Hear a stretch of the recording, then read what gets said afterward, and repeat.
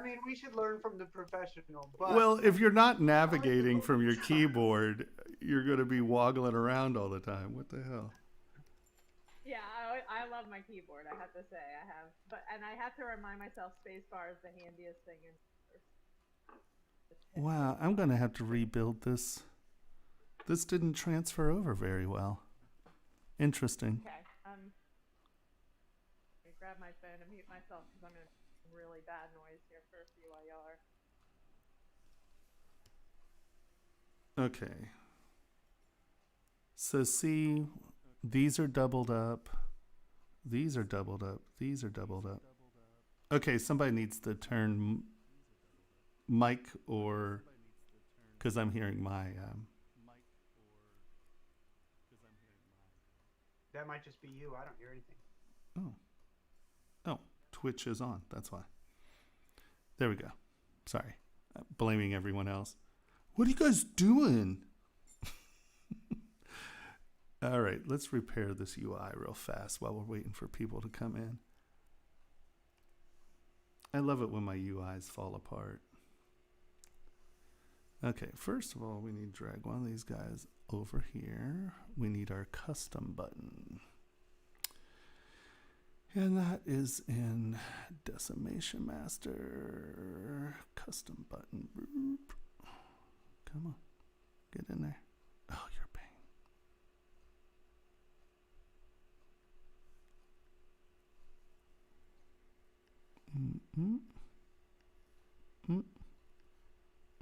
Okay. Do you think that maybe one day you can like go over what the stuff in the UI is or where it's from?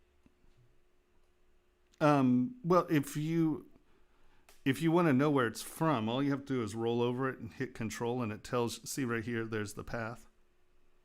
Do you Oh, see? okay. I don't see anything. Is there a Twitch stream available yet? Oh, yeah. Yeah. Where do I go for that? Twitch.tv /TS Wittelsbach. Oh, so I don't click on anything in Discord to get there. I actually go to Twitch. Yep, you go to Twitch. Discord is just so we can talk. Okay, so for the UI, you just hit control and it tells you where it came from. Yeah, see, like I'm rolling over additional options. I'll get there. All right. I'll see you in a minute. I like, you asked me to show you something before you're there. Hey, Mike.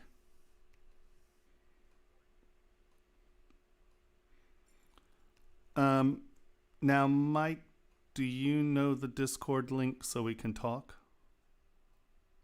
Sorry, I forget who's when and where.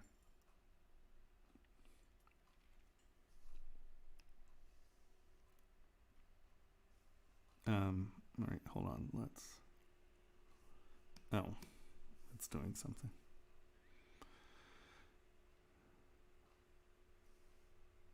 Yeah. Give me 1 sec.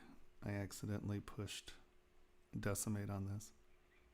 And I actually want it decimated, so we're going to wait a second. Nope, it's 11.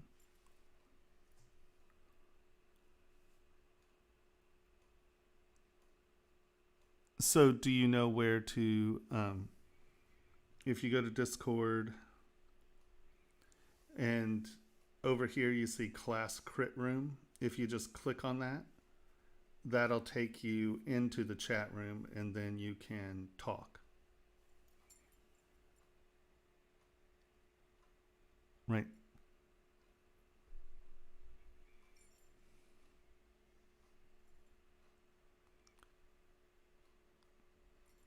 All right. Autosave. Why are we autosaving?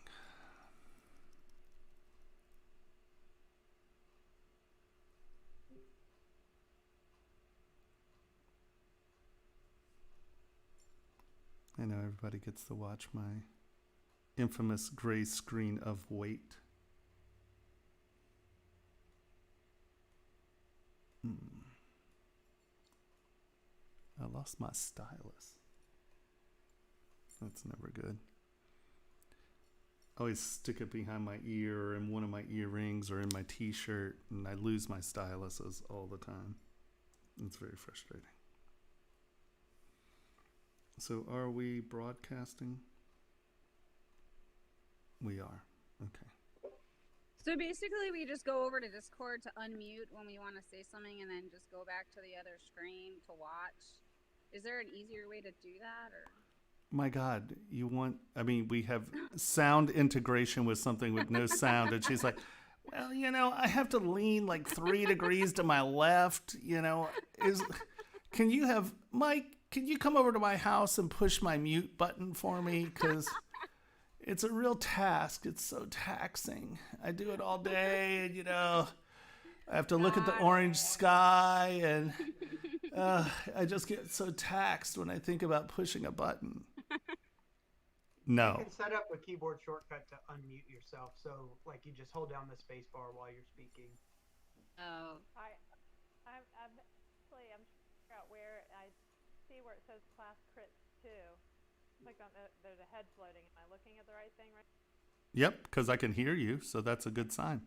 I can hear you. Well, that's. Oh wait, is that through the other one? I should turn the sound up. Are you hearing me through Twitch or are you hearing me through Discord? I have Discord on my. Well, Twitch, you can't do it vocally. So if we're hearing you through Discord. I think. So I'm in the right vocal place. The big question is in the right, like. Well, can you see my screen? I can. Your screen, but it's not. Do you see this duck? Oh, yeah. Okay. Then you're on the right screen. Okay. So one second. Can you hear me? I can. All right.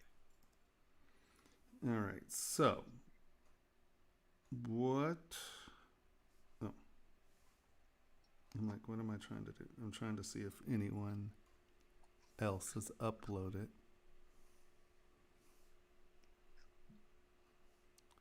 It doesn't appear, so date modify. All right. I had so many intentions of uploading a second thing, but I just laughed and crapped out. Nope. It happens. It happens. All right. So it is about that time, isn't it? It appears to be. All right. No one else has uploaded, so we will start. Is there anyone who's going to need to be away or needs to go first or wants to go to bed, so we should do them first? Mine, my only thing is I have to run out to pick up my little one at 3:30 to 4:30. So Oh, we'll. Window, and that's East Coast time.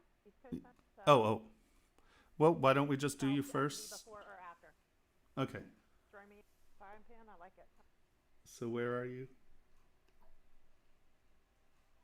Catherine. There we go. Say Catherine. Yeah. All right. Okay. So you're getting there. Was that Tomas? Look, I'm totally looking at the wrong screen because I do not see whatever you have. Are you not seeing your part? That's what I was wondering. On Twitch, like it looked like it was a recent one, but it just back up. I'm on your Twitch. Okay. This says it started 1 hour ago. Yeah, that's probably about right. There's video on it. Did you maybe start something? Stop it. Oh yeah, no, that's the old one. Yeah, actually. Okay. Now so, live, is that what I could? Yeah, now live. And you should see your part.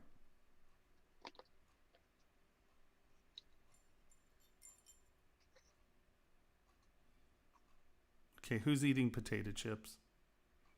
Not me for once. Oh. All right. It could be the filing. Anybody that wants to be in line, I've got Nigel after her. Everybody else, just fire your name off in the Twitch stream. You know, Figure out why the video is on. So you may want to jump to somebody else while I figure out time. Okay, well, It says live and it says videos unavailable. I would just turn your web off or close Twitch and just come back in. Okay. You shouldn't need to click on anything. You should just go to the page and you should see this. Am I right? You'll see a commercial and then that, but yeah. Okay. Yeah.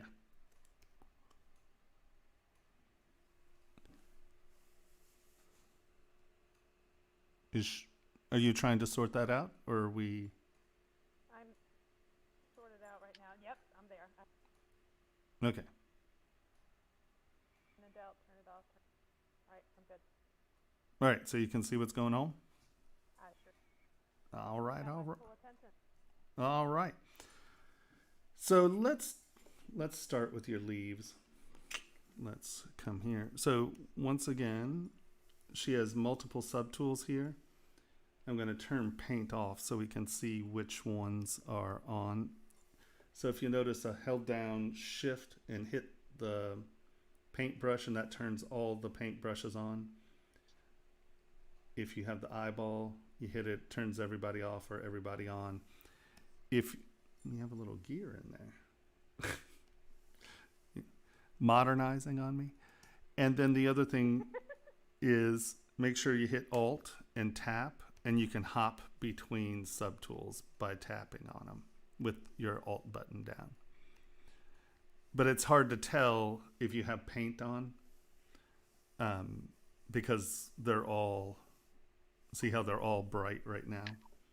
Where turn it off, only the subtool that you're on is going to be on there. So turn paint off. Let's go to this guy first. Let's turn everybody off and look at her. Okay. You're getting the idea, and everything looks good. The only thing I would suggest would be to kind of fill up behind this a little. And just by filling that up, it now sort of reads as layers as opposed to just that ridge, right? And so that's going to reflect as one in front of the other a little bit more. And then you can come in and knock this lip off. Knock this lip off. Knock that lip off. Knock that lip off. And now you have these transitional layers that are on facing different directions. Hold on, let's bring up soft sword. It still just cracks me up. Why would you ever name your company Soft Sword? Just saying, that's probably not a great selling point.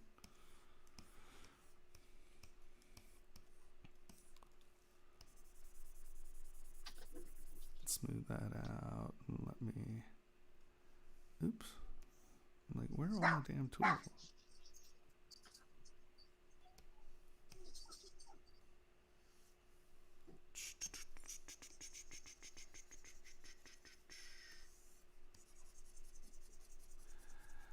By adding and subtracting these surfaces, right, instead of just leaving that lip there where you have the bright ridge here and the dark ridge here, if you fill up behind the lip, knock this lip down. So what you've done is you've now taken this surface, and instead of it being one surface that gives you that rip, right, and this surface is the same as this surface still, we've now created something that's pointing that way. It comes down and points this way.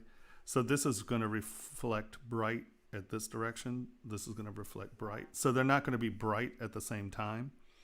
So as you get out, right, they become different surfaces. And so,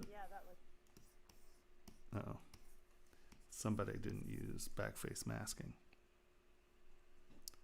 That was me, not you. Well, it happened to me a couple times. That's why I'm laughing. I was like, oh, that's one of those buttons I didn't end up without. That's a real important one to have out. Yeah. Yeah, I think I'm going to put that one back out on the UI. Yeah, I'll look at that UI and kind of drag what I think is probably important, and we'll see if we. Like, I like yours, but when I put it on the mobile studio, everything's so small in the middle, and I couldn't figure out how to bring that back up without just starting. Yeah. I kind of went back to the core and started trying to pick what. Yeah, no, it's good idea. I had to create a different UI for my Mobile Studio Pro too. So I'll take your UI and I'll fill it in with what I think is important at the moment, and we can compare. And that'll be good for laptops and things like that too. So, you know, if you change these surfaces where they're interacting differently, you know, you'll get a nice bright form that has good steps.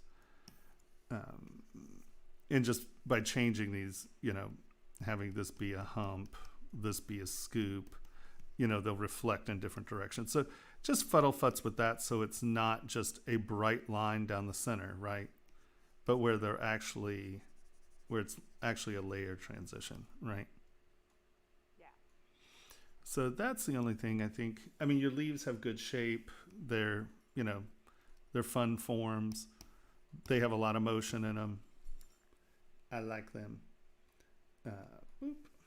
I had fun with the move tool. Like I started to figure out that I could use at the very beginning plate to kind of put, and then you move a little bit, and then when you kind of textured them all, and then at the very end you again to really kind of give that, pull that center back, or Yep. so it was in flow. Oh, here. Yeah, I would just exactly. I think that, like I said, the only thing I would worry about with these is to make sure they actually look like they are, you know, the same plane, like something's actually happening, instead of making it look like just a huge scoop. You know, you have this rolling over on both edges, you know, like have one of these edges roll the other direction.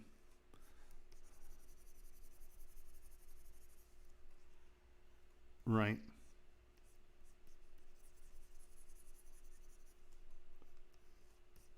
And then that way they don't just look like you've cut out little bowls. Right? Does that make sense? Like, this is probably a little too deep and melodramatic for a leaf. And I know that this may only be like 0.5 millimeter, but that's going to read a big dark edge, you know, and you've lost continuity between them some. And you can have them move a lot, but don't just have them dive down.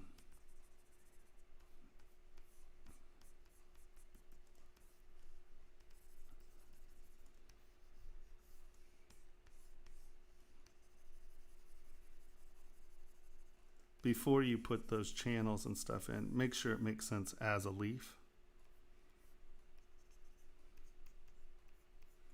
Then come back in.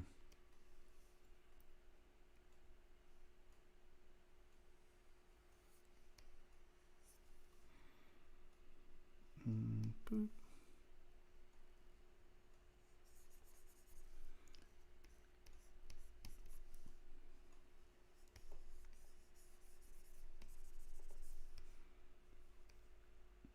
Yeah.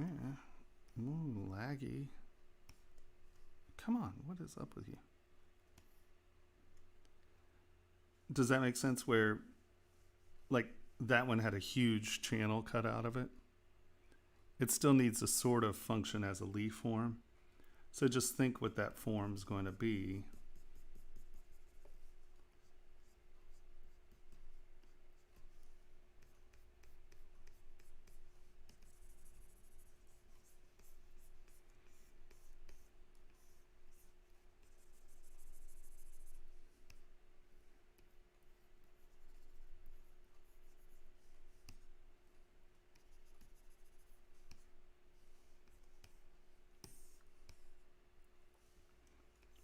then just decide where you're going to roll that in.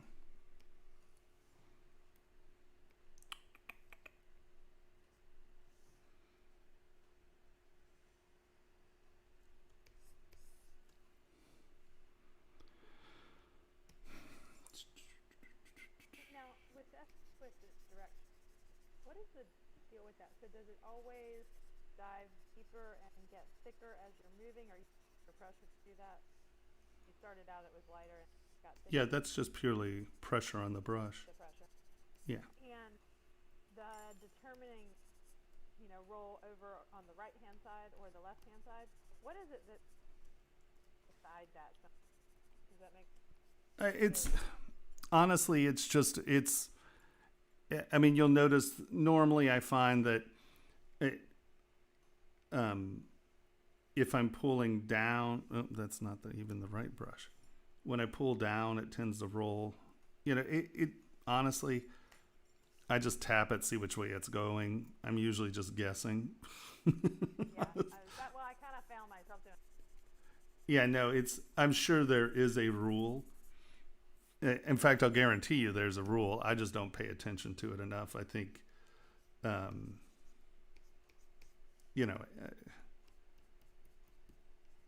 it's so funny. I've just been using it long enough that I don't care. I know that sounds funny, but I'll do it one direction. I mean, you'll see me do it all the time. I'm always dragging that in the wrong direction,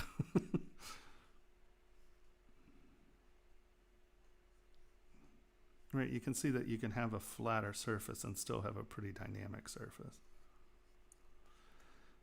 But your leaves are looking good. I would just get them to look a little bit more like leaves. And if you're going to do it stylized, where you're trying to make it look a little bit more like an illustration, then don't use a realistic or realistic-esque texture, right? Keep it stylized. But I mean, these are looking good. Now, as far as our trunk here goes, just remember. Put up for a minute. Yeah, noise brush and I shouldn't have. you definitely blew it out. Just remember that. We did successfully grow it, believe it or not. Oh, sure. I know that you dynameshed it or something first. That's for sure. Because this is a horrifying shell. And I'm sure, the grain looks good. The only thing I would say about this texture is that by using rake, if you start to use ZBrush much at all, right, you'll be able to recognize the rake brush because, well, everybody uses the rake brush. So just be careful using brushes that are very identifiable. Like often I'll use rake to throw my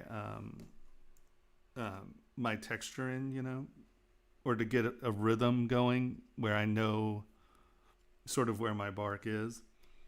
But then come back in and use something to break it up a little.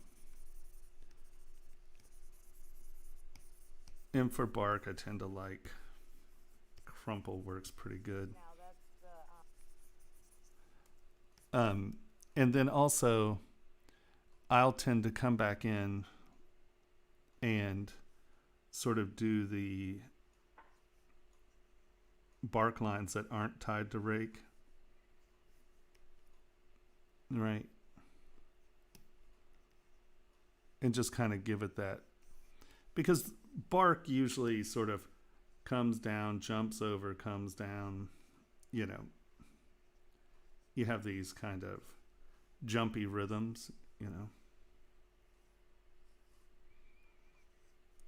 And I would come back in and at least just put some of these lines back in by hand. And the only reason I say that is because just by going through and doing a handful of these, you've now broken up a natural rhythm of the brush. Right? You're not dealing with, hey, this is just a rake brush. So you'll have a unique texture, right? As opposed to just a series of rakes. Also, when I'm doing bark, when I do use rake, kind of think about the texture you're shooting for, right? And rake, turn it down, turn it down. Forget this. And you know, you can do it where you're trying to get a little bit more rhythm as to what's happening, you know, where you have like those little bark jogs. You know, bark very rarely goes in one thing, right? It's always kind of doing this.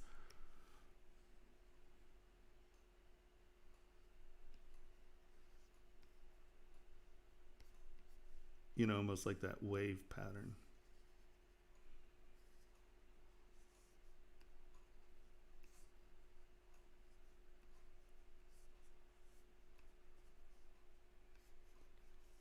If that makes any sense, right? You know, That's just kind of get out of, you know, even if you, like I said, even if you're using the rake brush, try to get out of just like, that looks more like hair than it does bark, right? So think about your text. Go on. purposeful. Well, intentionality is a big deal. Yeah. At least I find it to be, because Yeah.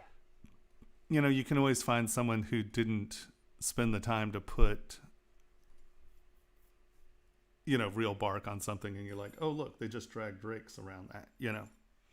So yeah, I would say just get a little bit more intentional with your texturing. But your layout's nice. I mean, it looks good. The other thing I would consider doing, especially on something like this, is have the bail. Just one of my pet peeves is just throwing rings on things. Yeah. So, you know, kind of have the bail, you know, be a limb or something. Or if you're going to have something like a hard surface, then throw a hard surface ring behind this, just so it's something referential, you know. Yeah, that was But I tend to, especially with trees and stuff, you know, you have so many opportunities to turn this into something interesting. And then it looks a little bit more, well, intentional, as opposed to, hey, I have this cool sculpture, oh, and a ring, you know.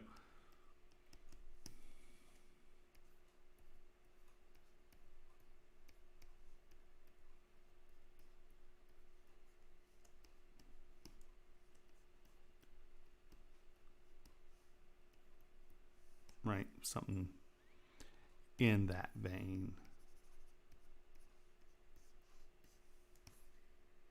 And then it ties into the part better. Righto? yeah. But all in all, I think you're doing really well. You know, I mean, you got it going. Just so like, Why my little gear in the middle? I like your little gear. I think it's got that gear out there. We need to make it like a dewdrop on a leaf. nice. But you made it a Little gear. diamond in it. Yeah, I like it. Why not? I like it. It's a very important part of the piece. All right. So do you have any questions? I mean, I think that we kind of went over sort of some of the issues with the one leaf, and then intentionality in your bark. Well, yeah. Right now, like I know one thing I want to fix is that smaller leaf up at the top, which actually is really close to what but reality doesn't up a little bit. Leave it a bit. You're breaking up just a little bit. So better now. I think it's almost like your microphone has a distance range on it or something, and at the end of your sentence as you're leaning back or something, like I'm losing half of the last word. It's Oh, okay. Discord's volume settings. If you start talking a little bit quietly, it'll cut you off and think you're done talking. Here, I'm trying to be like not like loud. It's a hard balance. I'm sorry you're gonna have to. Alright, so, like more for you guys, you know, when you're yelling into the mic. Realize. Hope you can you hear me better now? Better than Yeah. that leap definitely was like reality when I did it. It didn't cross all. It was too small for reality. It just had like it was waving. Mm-hmm. A little odd. So,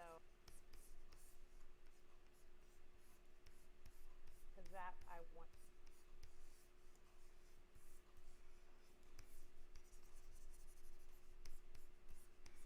Just try to get some motion in the base shape.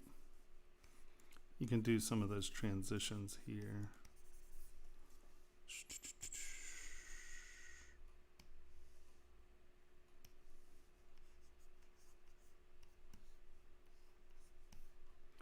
Other thing to be careful about, what you've done is you created a claw that's pointing towards the body here.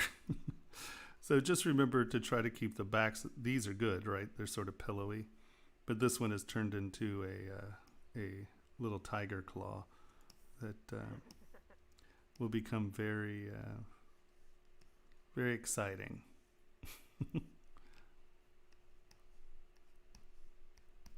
Well, and I am all about focus active. I do love.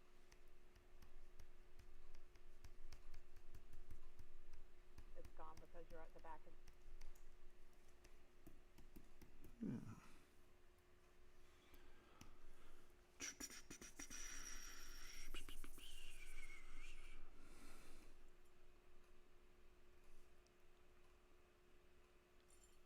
Bum, bum.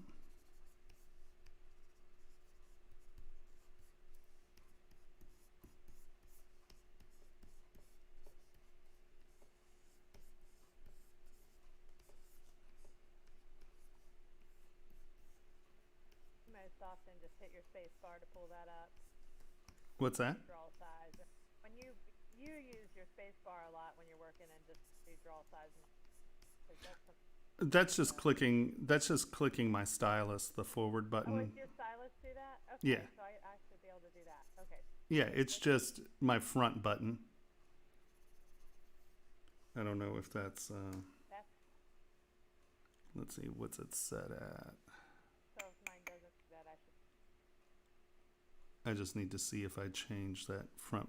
Yeah, the front button's right click, and the back button is double click. Is how I have mine set up.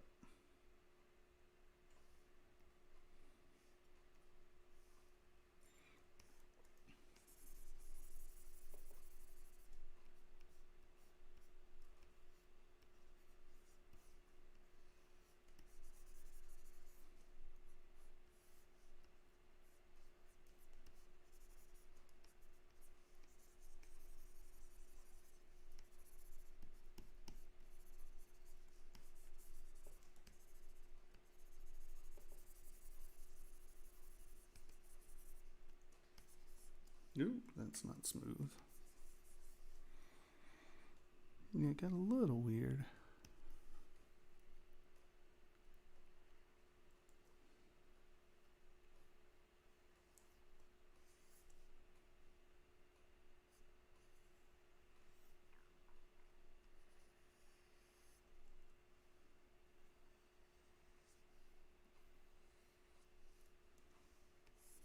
Oops. My keyboard didn't come yesterday, so I still have my little short keyboard.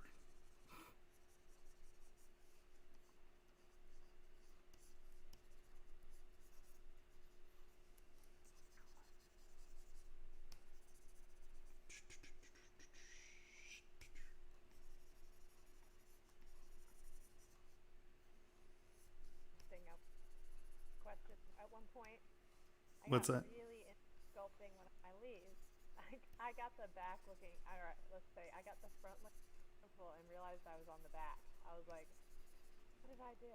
So at my head, I thought, at that point, is there a way of? Yeah, I know there was a way of. I didn't. Of flipping it? Yeah. Yep. that Right was here. like a thing that. So see right here, I have all these mirrors out. So you can mirror this Z. Okay, so that's what that is.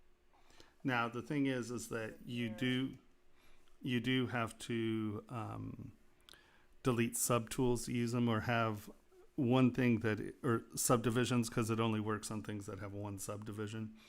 So often I'll flip it, remesh it, and if I need to, right, if I'm still going to work on it and sculpt on it, here, let's just take you here. Right, you're like, ah, shit, I want this to flip.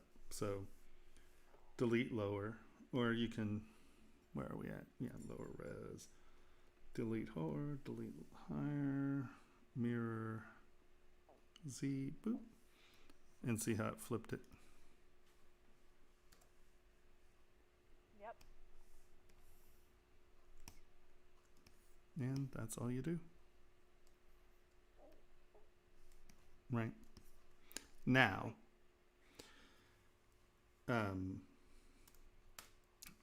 so we haven't covered this yet, but I'll show you here just so everyone, this is a process that I use all the time, and it's a very important process, and we will see it more and more as we go along. And that is, I've gotten to this point, I needed it to flip. I still want to sculpt on it. So I'm just going to Z remesh, well, we're going to duplicate. We're going to Z remesh it down. Oh, hold on. I want it lower than that.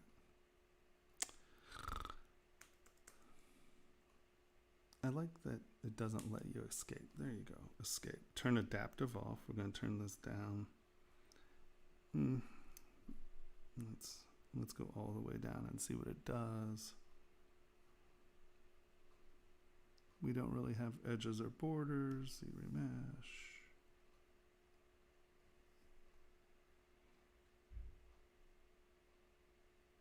It shouldn't take that long. Escape. Let's give it a little bit more than that. If it starts to take too long, you know that it's crabbing about something. It'll do it, but it gets all crabby and does weird things. Yeah, I had that happen on something, and I was like, is this duck out and try that? Come on, you. All right.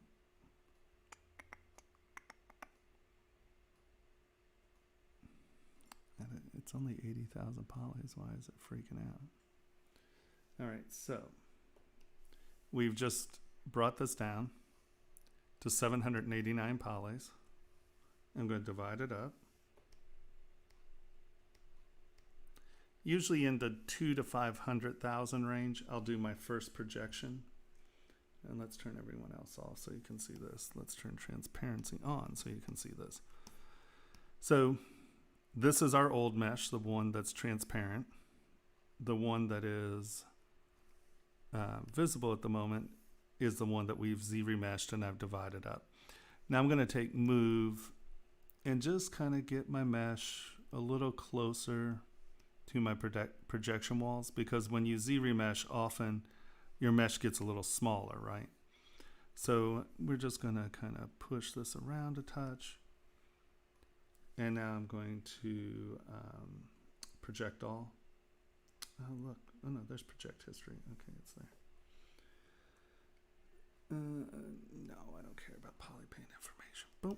So now you can see that we have taken our old one and we have projected to the new, or we've taken the new one and projected to the old one. Now, the thing here is, we've just done this, but obviously this doesn't have enough geometry to carry the detail that we sculpted in. But you see these little things? That's why we do this at 200,000 first, because you can see that that tried to project itself in a weird way. We just want to pull this little surface down below the surface.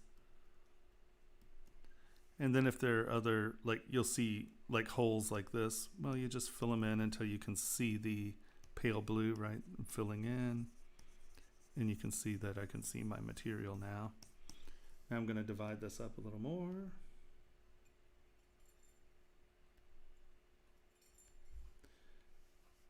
Okay.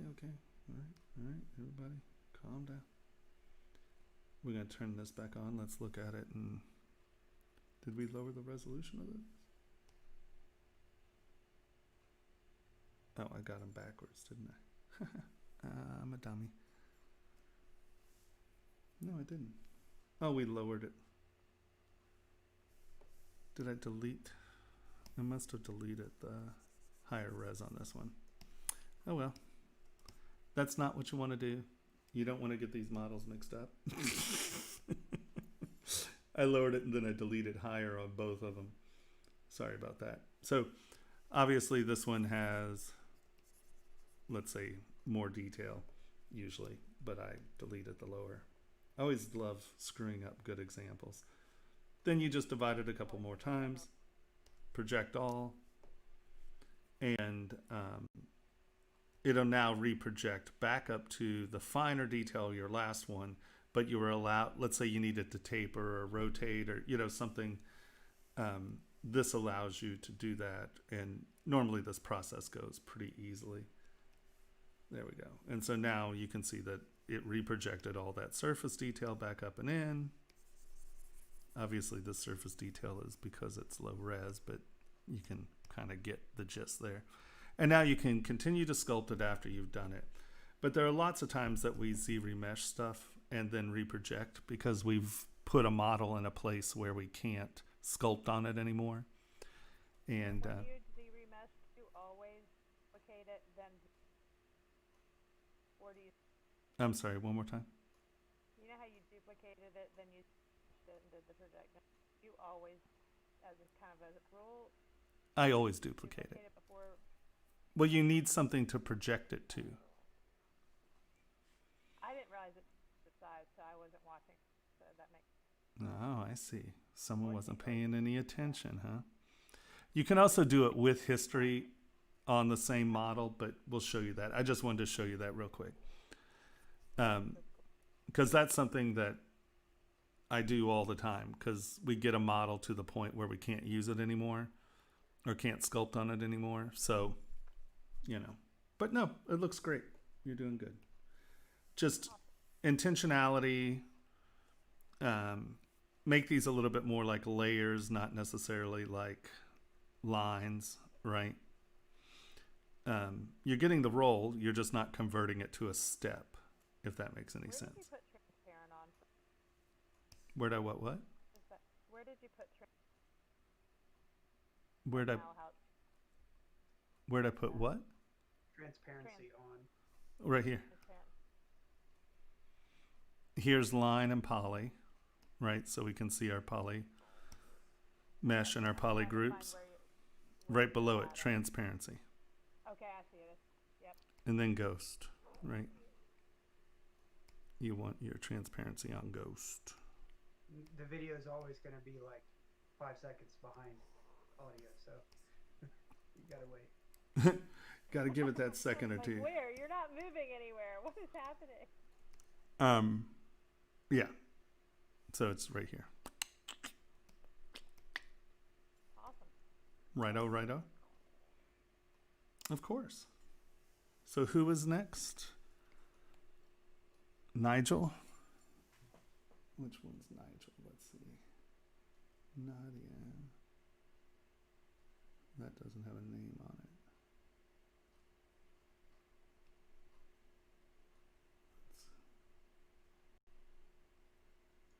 Yeah, it's Nigel. You're right. This one's Nigel? This one's Nigel? I don't know. Nigel hasn't said anything. I'm not seeing the word Nigel on any of these. Oh no, Tobias. Shun. Hello, can you hear me? Yeah, I can. Okay. Yeah, the tree was mine. This one? The No. bonsai one. That one. This one's yours? No, the bonsai tree. Hi, by the way. Hi, everyone. Yeah, that's the one. Oh,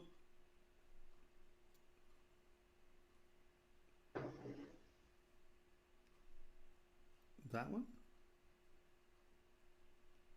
Am I an idiot here? It's the audio video lag. So when he says that's the one, it's because Twitch finally showed us what you were on. Oh, By the way, the bonsai tree is nice. I like it. okay. So All of them are. All these are. is this one you? So the bonsai tree, the one with the single tree coming out of the bottom of the middle of the ring. Yes. There. All right. I had already moved past it and was on 2 more after that. Must have a really big video like. Yeah. Yeah, the joy. Yeah. So actually, you picked a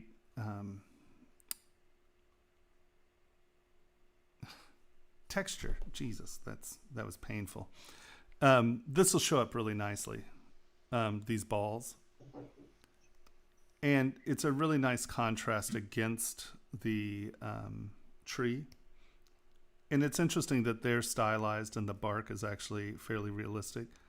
I think it works out well, honestly, as a contrast. The only thing I would say is in some of this, and I'm just going to use roll real quick, just make some of these a little bit more, just make sure that there's some good depth transitions in some of these, right? Because you got to figure you're going to lose some of this in the polish. So I'd say just be a little more aggressive with your bark. Okay. And not too much. I mean, it's good. It's close. It's just going to be very soft at a small. Yeah, it's easy to forget how small it's actually going to be when. Yeah, you're figuring Screen. Groover might be that big, So you just want to punch some of this stuff. And it's not, like I said, it's not a huge thing. Just give it, something that is giving you, once again, a little bit more layery effect on some of the little bark. Yeah. And that's the only thing I'd really say. I mean, your bark's nice. I do really like that they're very transitional. This is going to read really differently than this. So they'll stand out really well. Here, let's look at our metallic real quick.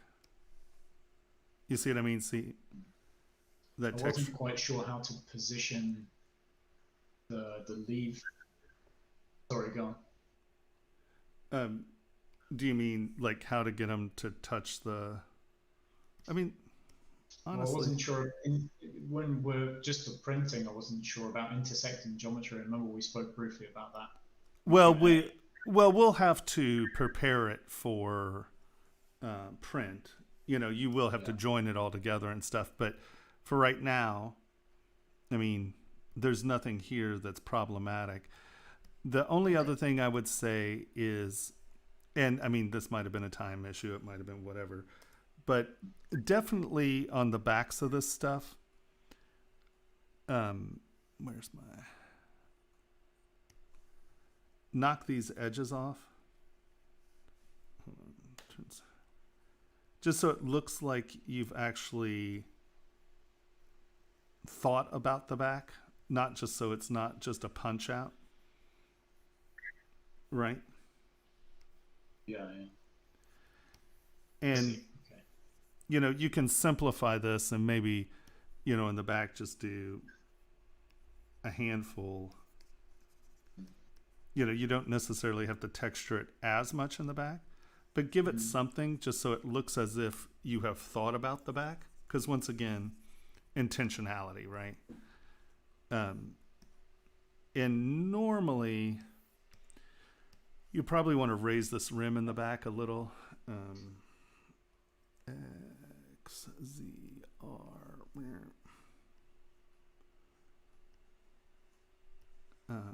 Give yourself a little bit coming from rather than a jewelry background, I'm coming from a VFX background, so right. Any jewelry tips you can get, fantastic.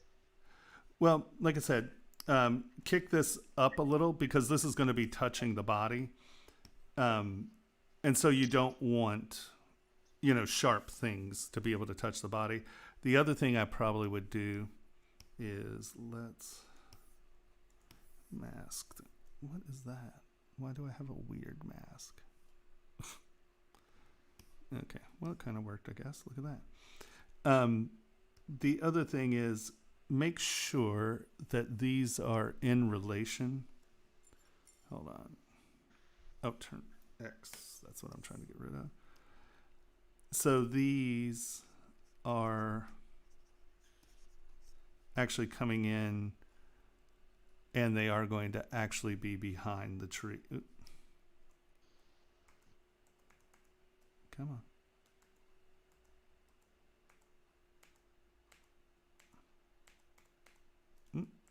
There we go. If this is part of this tree, make sure that it has not been 40 minutes.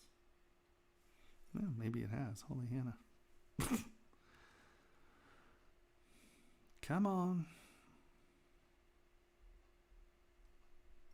This is not. My favorite feature of ZBrush is the autosave just as you're trying to do something important. Oh, without a question. It's always my one. And I even have it set at 40 minutes. But it's better that than losing everything, which I do all the time as well. So. Yeah, been there. Yeah, no, I'll tell you, I would far rather have the interrupt. I don't know why this is such a big. All of these are. From a jewelry perspective, I throw out there that one thing that I've found myself thinking about and think about Is what? because getting in there and cleaning that up, or like areas that you text tree along it so that it doesn't require Polishing. Yeah, because getting into those areas, the polish is like not happening. Pasha. Sorry. Polish away. Tumble that. Don't be scared of texture. No, I'm saying, yeah, like put the texture there. Like I want the, Yeah. like personally, it's easier to clean up the texture than if it's like super flat. Then you've got to like actually make it, I don't know, purposeful, flat and effective. The texture can be lovely in the. Yeah, Does that make yes, no, completely. Finish the back, because it's one thing that lots of companies and people don't do, and it really will separate your work from most people's. It's becoming more, people are doing it more now where they're really looking at finish a wee bit more, but most people are just lazy and they don't want to do it. So you will find yourself with a much better product, and it's something that people talk about. They're like, oh, I really love that you have like this weird little thing on the back, because most people don't do it. So just make sure these relate to the objects from the back and to the front, right? And I know, like you said, you're used to dealing with one side sort of. So, just, I would definitely put the textures on the back, or at least a texture on the back, maybe a slight hash mark or something. It doesn't have to be as finished as the front, but definitely make sure that they are actually associating with the things that they are supposed to be associating with, right? If that makes any and sense. really from cleanup, Yeah, definitely. speed it up. Yeah, it's easier to finish things with texture, because if you have smooth surfaces, the jewelry industry wants them to be spotless. And they'll be like, well, that's a crappy polish. Jewelers suck. They're whiny turds. You all know it's true. Yeah, whatever. It's true. You know it's true. Some of them are. Oh my God, come on. Don't even go there. When have you picked up a ring that was a mediocre polish and you looked at it and it looks like there's a big thumbprint on the side of it because they didn't polish it off right?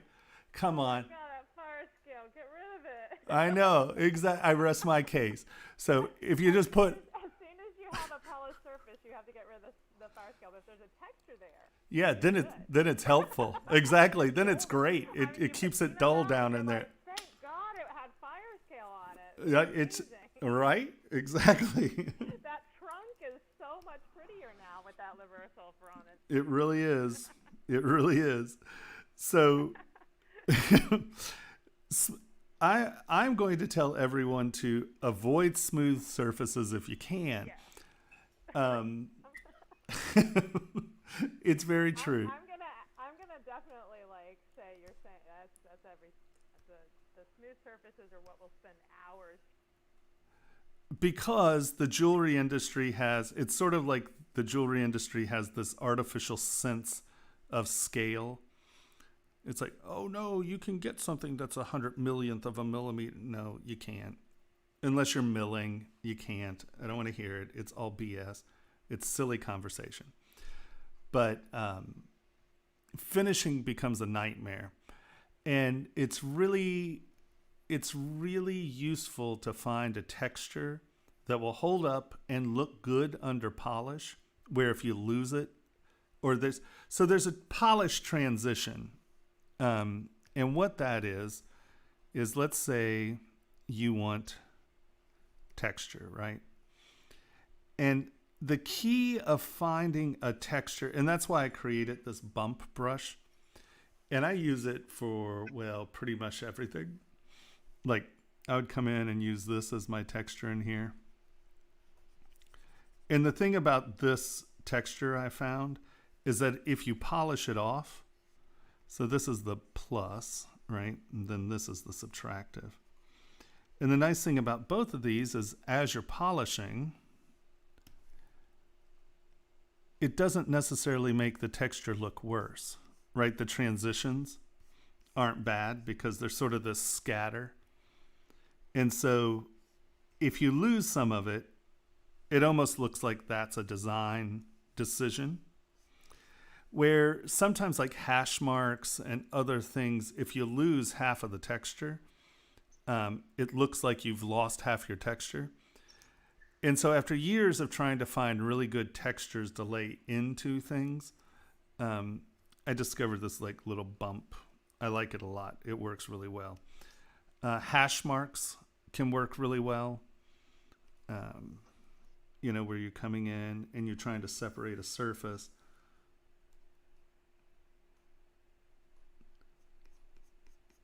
Little hash marks can work really nicely, because the thing is if you polish half of the hash mark off, it still looks like a hash mark, if that makes any sense, right?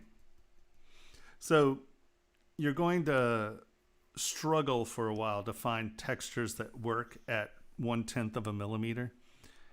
And you'll find that actually the ones that are a little bumpy and lumpy and weird, where if you can lose it, because you're going to lose during polishing, there's no way around it. It happens. Unless you completely set up your shop to finish your work. Most polishers are going to eliminate so much surface texture, like this stuff. This is very shallow, and that's what I was saying. If you come back in and you take that roll and you give yourself some lips, that gives kind of a safety buffer to get where, like, the texture there, the texture in here is going to hold up, right? Because you're putting up sort of those bright lips that's protecting the texture behind it. Yeah. But no, your composition's lovely. You did a really good job with your contrasting textures. This being very staid and rhythm, and this being very organic and wild. I think that it's nice. I would probably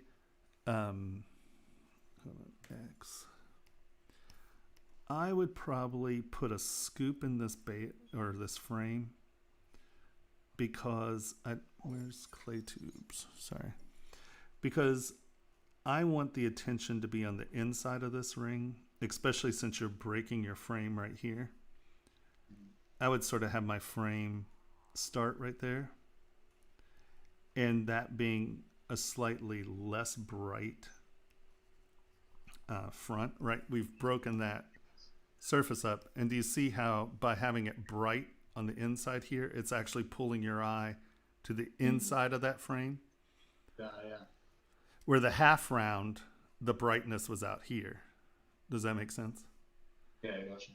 So just use your frame to point at the object in this case, you know.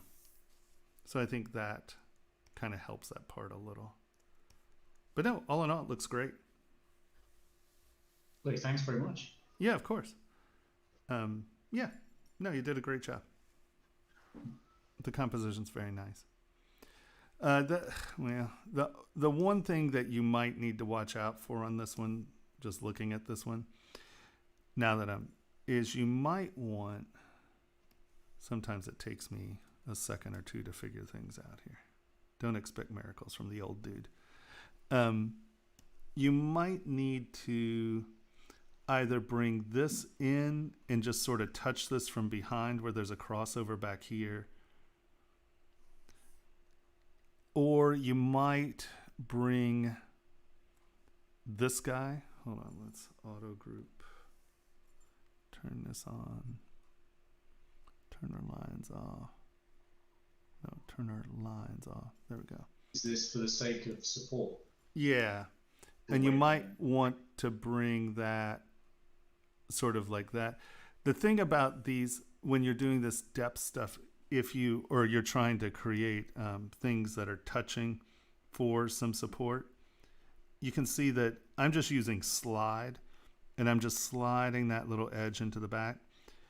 So when it doesn't have to always look like that's touching so dramatically, right? You know, it can pull back here and be a lump, or, you know, you could pretend that came back, or this is coming through here or something, you know, where you're telling the visual story. But you can see from the front, and especially if we do come back in here, and this is where drawing a line is good. You know, I'm always saying sculpt, don't draw. Well, this is where the drawn line actually helps, because it is breaking that surface continuity. So we've just separated this little hump from this. So, you know, that could be part of the tree or something.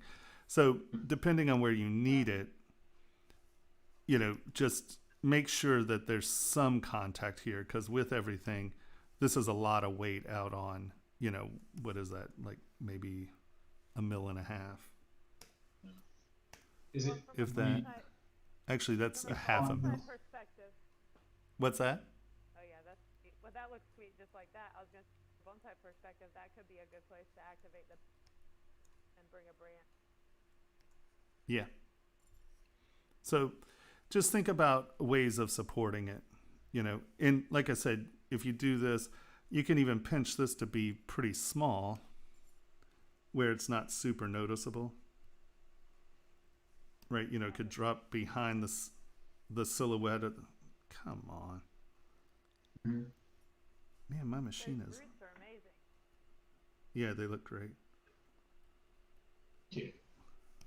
Right, you know, where this can just pinch, and you know, you're not going to see that, right? It's not going to be such a visual thing, but it'll take it and make it solid. When you make your decisions about supports for weight bearing, is this just a judgment call, or Yeah, you've done it enough and now you look at something and go, maybe not? yeah, because you got to figure this was only touching here, and this is 0.5 millimeter wide. Yeah. If you think about it, if you just tap on that, it's going to bend, you know. Oh. So, yeah. And here, let's come More back. like Again, wearing I keep a forgetting out like, more.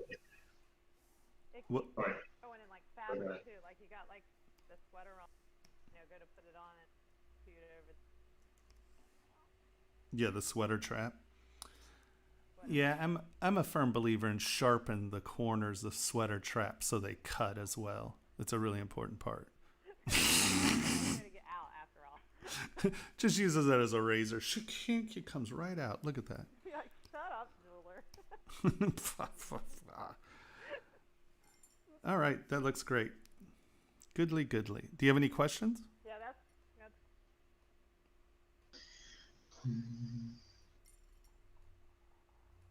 No? I'm sure I'm going to think of something as soon as my my time is over. Well, we'll also have, I mean, at the end we'll Q&A, so don't don't stress about that. All right. Now Thanks we very have. much. Yeah, of course. Nadia. Here's Nadia. Frame.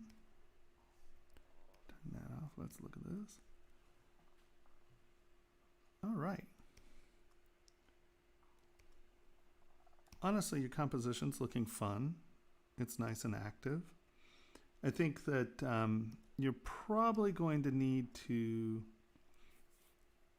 like, some of these are going to get a little thin for the frame, especially if you're planning on hanging on it.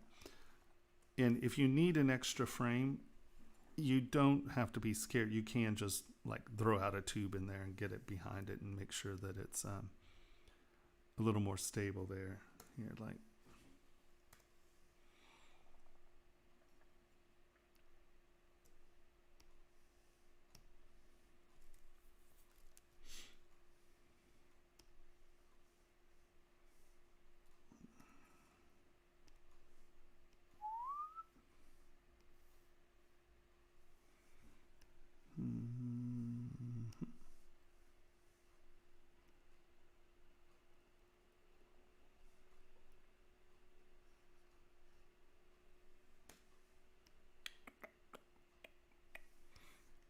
So if you did, like if you intentionally want this to look thin and the such, just make sure to throw something behind it that's actually going to support it if it needs to be. Because like I said, these are pretty thin.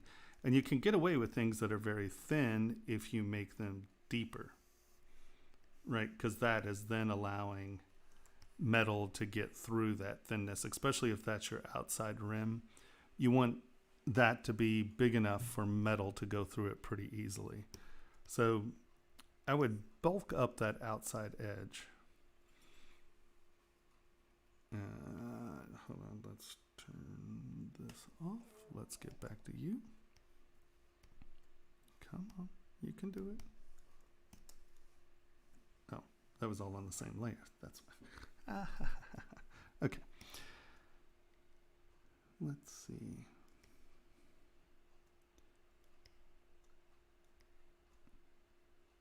I would say that you got your, I would say this is at a, I mean, once again, unless of course these are textures that you're trying to get, you can ignore me. But I think that, so this is what I would consider sort of the end of my sculptural blockout. And I would then start to come in and refine, right? And even at, ooh, that is not the brush I was looking for.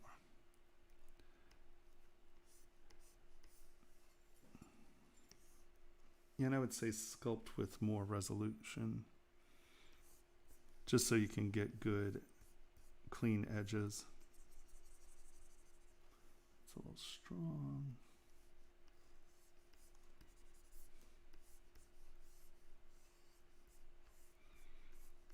Set up your rhythm.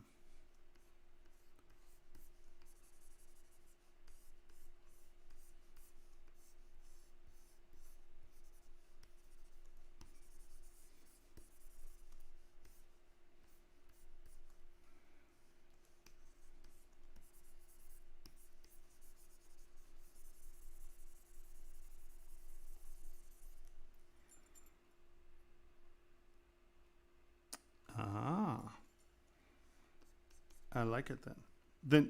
That's what I was saying. Unless that's the thing you're looking at, I would definitely say, especially if you like these clay things, to go get Pablo's clay pack kit and get all of the brushes. It's a really, really great kit. And I think that I talked to him the other day, and he's going to give us a promo code so you can get it at a discount.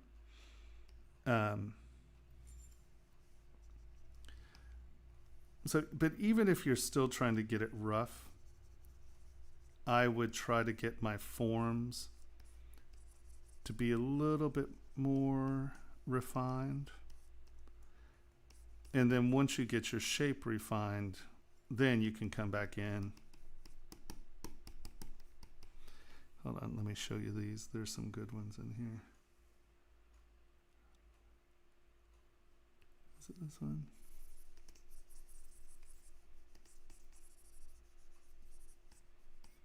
He has some really nice like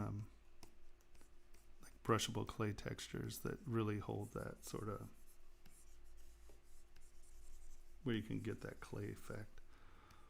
He has some very good brushes that do that. Well, if that's what you're shooting for, then you're succeeding. Pardon me. But I would still try to get like this edge, something in here. Oh, that's not clay tubes. Just make sure that you don't have anything that's really out of sorts, because it'll just look funny.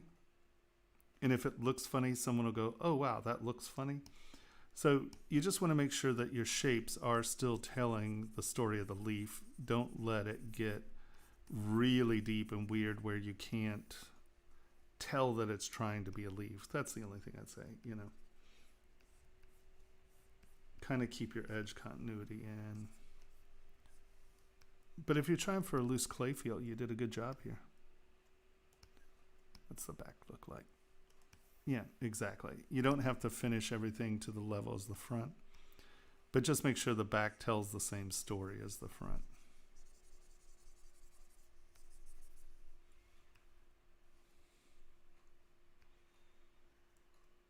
Yeah, I think that, you know, you're definitely getting it there. And you're getting your levels. It's nice. Yeah. I mean, if you're looking for a clay rough thing, you killed it. It looks great. Do you have any questions?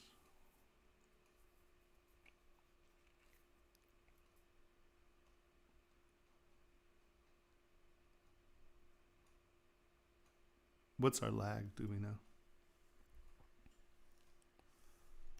1, 2, 3, 4, 5, 6, 7, 8, 9, 10, 11.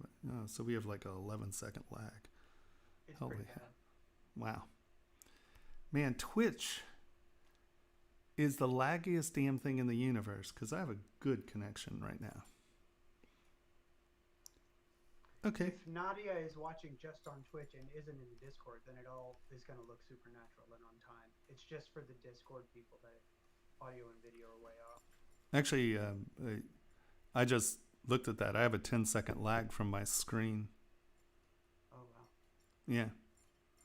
Tragic is what it is.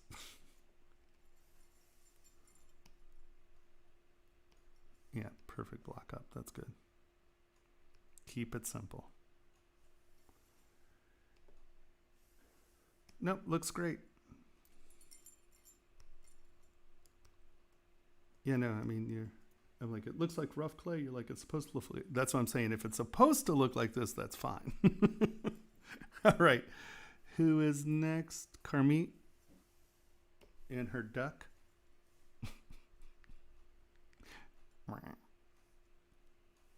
Where are you, girl? I know you're here. Now I have to wait 10 seconds.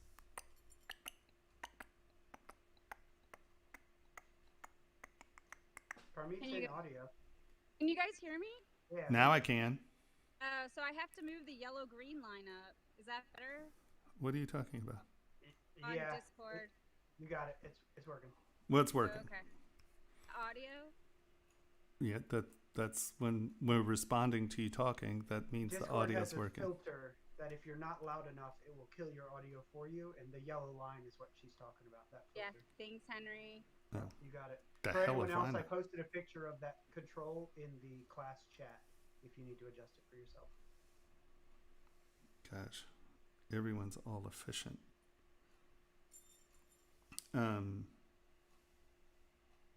Yeah. All right, whatever. Okay. We're getting there. Can you hear me?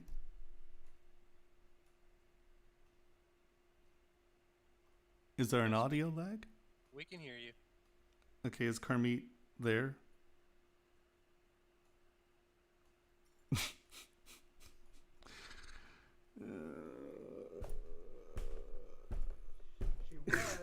She was there. Can you? Is that better? Well, Yes, we can now hear you. I cannot hear you. Are you talking?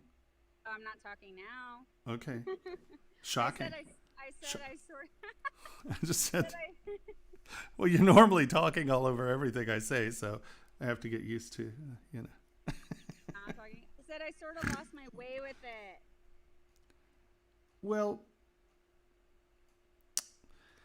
you didn't necessarily lose your way. I think that you just, I mean, you got your, see, once again, I think you were trying to accomplish the rule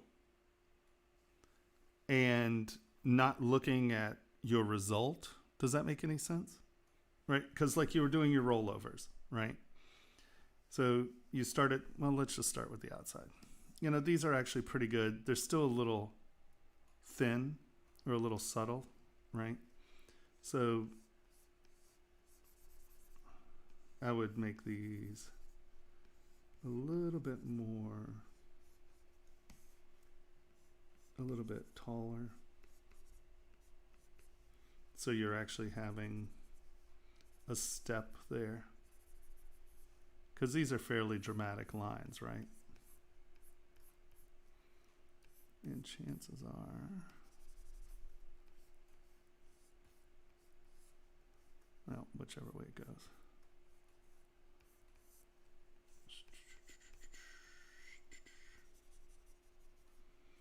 And see, this is where I will block up in clay, right, in my clay tubes. And you got a little ahead of yourself with the rolling because you didn't do them in order, maybe? I'm trying to figure out what you did there. So if you notice, I'm not using the roll yet. I'm actually getting my layers in place.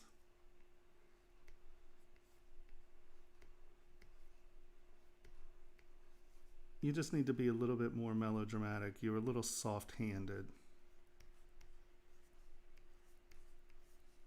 Right? I mean, like, that's not a layer. That's just really a soft little drawing.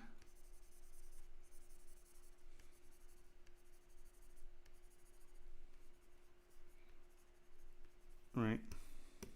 So you can see even from there, see how this, it's more dramatic. You can actually see it. They're actually throwing shadows. I think I went the wrong way with the scales? Or with the feather? With the SK, and I also, like, it always gets so soft on me, and I never, like, gets pinched out. Like, the layers are never... Well, it's because... soft. Well, you're making them soft. Right? These things need to actually be layers.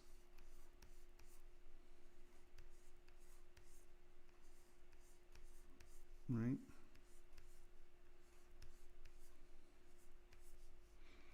And I'm doing this before I roll my edge.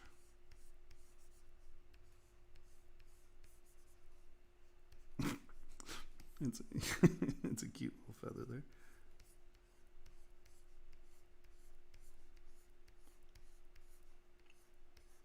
And you notice I'm working from back to front here. So whenever I lay this down, it's going to be over the thing behind it.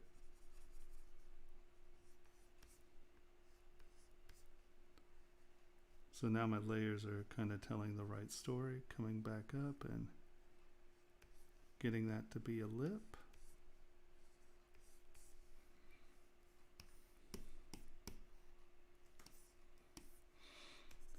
Fill it in, fill it in, fill it in, fill it in, fill it in.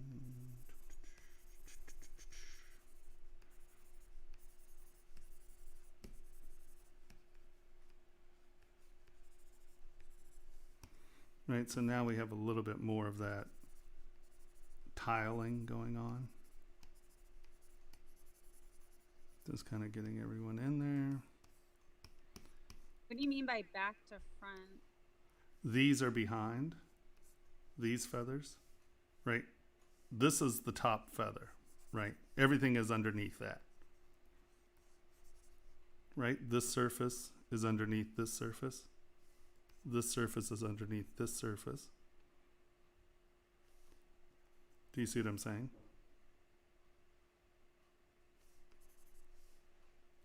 Hello? Yeah, I got it. Okay. So now this is where I'll take my roll. And I'll come back in. And these are already on different layers. Right? I know the steps are in the appropriate direction.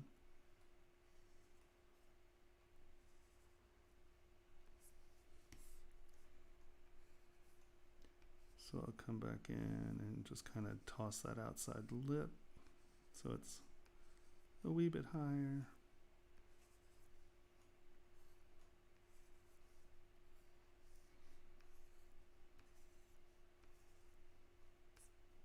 Right, so now we've really punched that lip. Come back in, fill it in.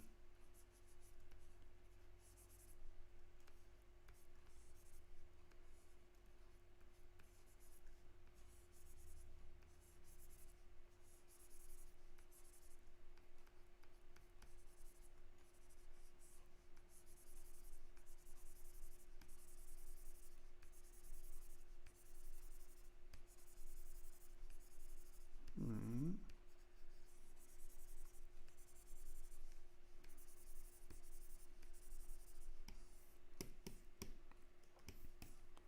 And now you have like that little ridge through it because you're calling it a feather. I'll just use form. Make it a little smaller. Boop.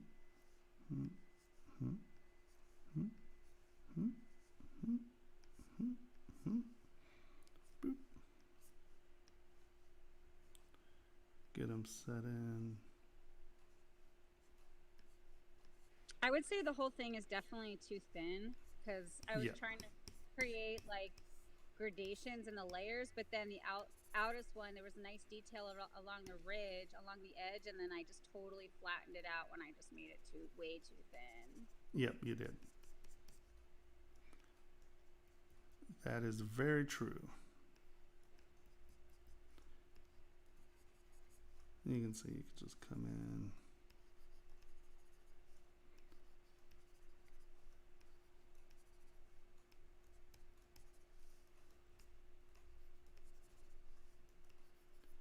You can see that there's never, it's not a one-step thing. I'm now taking this, filling this in, but making sure that this is going behind.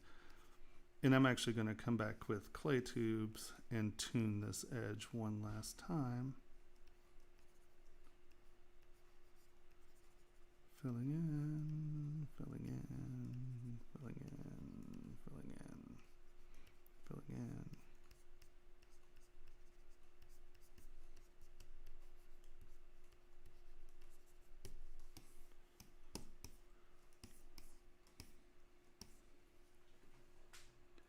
And then,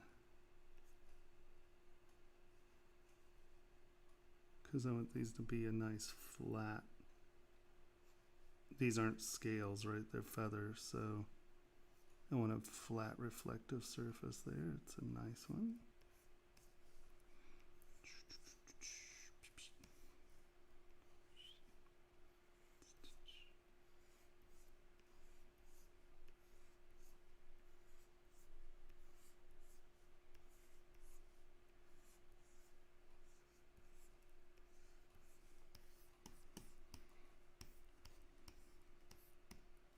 Right, and I'd probably use clay fill again, make it smaller, and just come back in and tap that back a little.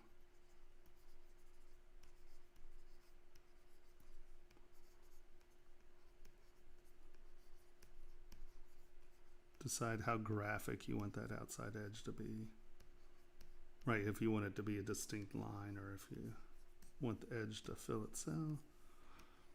And now look at the difference between your feathers here and these, right? You just made everything too flat. Nothing's really super defined. And then I don't know what's going on with your neck here. Yeah. I don't know if this is supposed to be behind or in front of the feathers, but that's a weird neck lump. Right.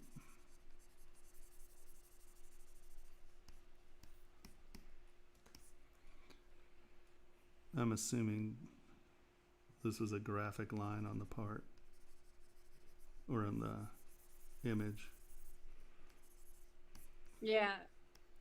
Just make sure that see, you're still trying to put everything on the front. You're not bringing these edges around, right? Because this is a round thing. This isn't just a straight edge.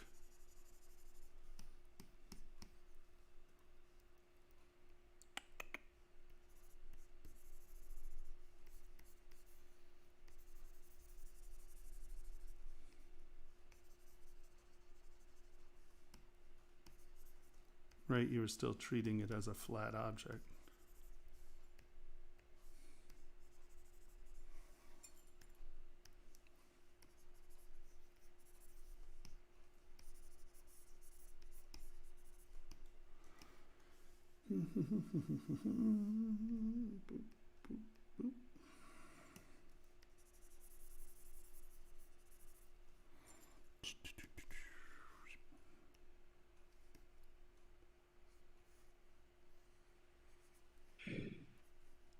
Right, and then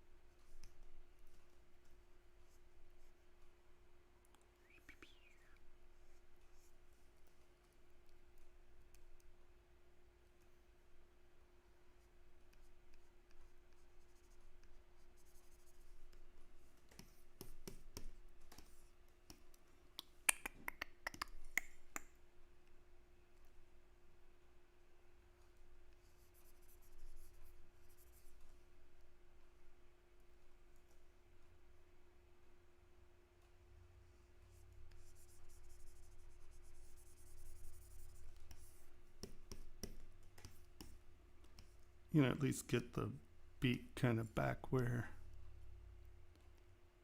the beak should be, because that'll give you definition in that. Some height in this transition here. And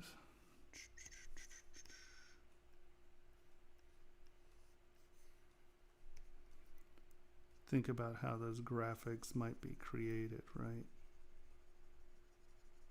And you probably have a ridge going behind that part.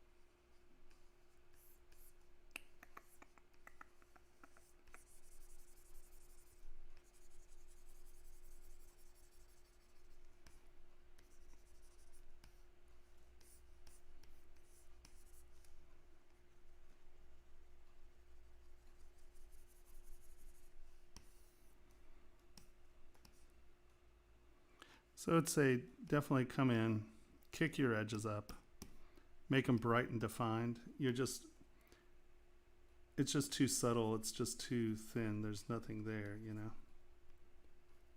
So come in, kick all this stuff up.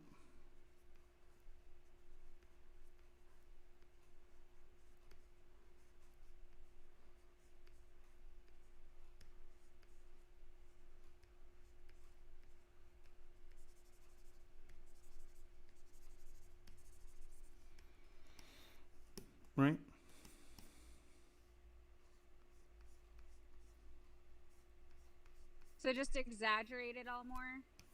Yeah, because, I mean, this is... Your whole piece is only, what? Well, actually, your piece is fat. Because I started out creating different depths from the very beginning, so is that not even necessary? Should you just sculpt in the different layers instead of like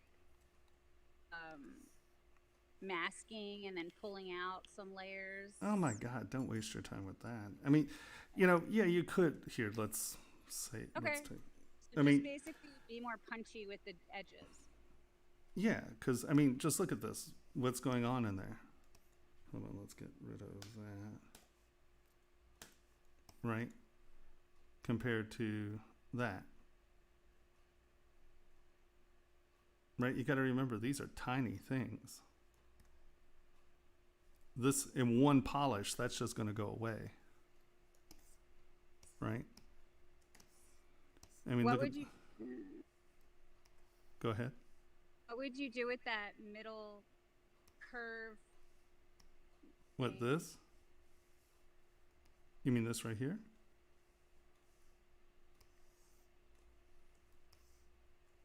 Well, I mean, that's obviously behind. You can come in and punch these things with move, if that's what you were talking about earlier. Drag it down, drag it behind, get distinct steps. But, I mean, I do all this at my sculptural block out. I'm going to get those steps. Now, if these are super clean, yeah, there's absolutely nothing wrong with coming in and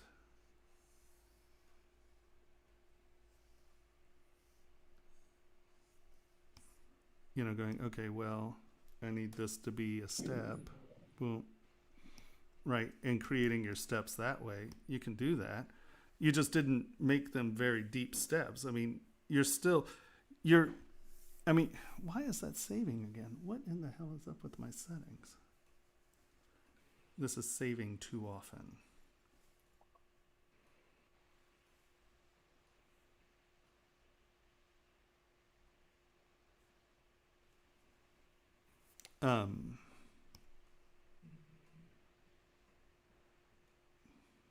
Give me a second. Is it raining or is that an AC that I hear in the background? Oh yeah, sorry.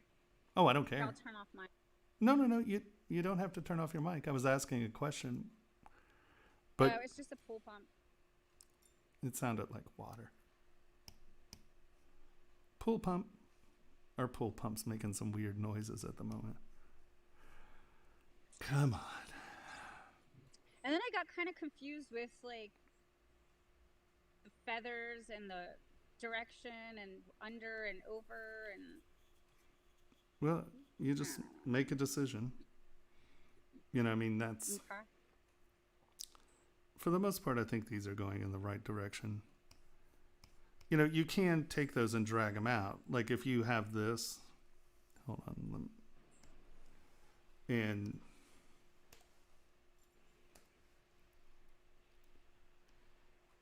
You're just being very dainty with it.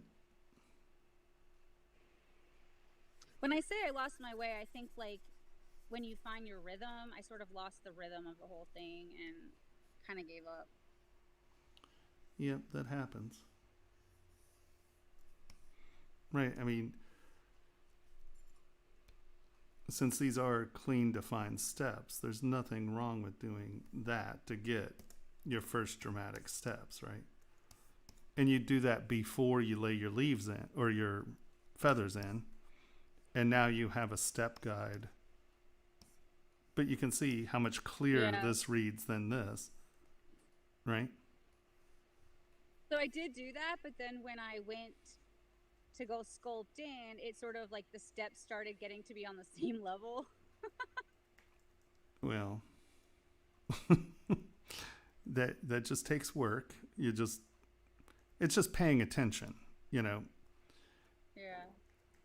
It's simple enough to drag that lip up and over. But I mean, it's fine. I mean, there's nothing horrible about it. You just need to It just looks really sloppy. Like I don't have that, you know how you have like precise, you know. Well, this is exactly how I get Whatever. there. I mean, I'm not, you know, I'm literally just throwing stuff in and I just keep coming back over and over and defining my edges, you know, Okay. until I want it there. And then, you know, you come back with SK trim and, you know, you can really clean these edges up. Right. And then if I need that to roll a little more, I'll take a twist. Turn that down more. You know. And really punch that. Right? And now you start to get this. Then you start to get those clean edges. But that's in the cleanup, right? So, like I said, we break it up into block out, like sculptural block out, refinement and tuning, and then prepping for print. So I would say that you're not sculpturally blocked out yet because your layers aren't there, you know. And I mean, you literally, you know, just lay a layer in. And now you realize it doesn't even seem like it did very much to get to that point for it. No, I didn't. No, I didn't. They just have to be definitive. You know, they really have to be a step, you know. And I also think I smoothed away a lot of the detail too. That's probably something. That's a separate issue. That is a separate issue. I don't think you had very big steps to begin with, and that, you know, like before you start putting your feathers in, just make sure that you have layers, right? So when you put the feathers in, do you start from the lowest and then, or the highest, and then you just punch in from the back, or how? Normally what I'll do, normally I'll get the size of my feathers, right? Or scales or whatever, and they all travel in this sort of grid pattern, right? So I lay out my little grid real quick. And then it's just sort of scooping an L, right? It's just like doing that.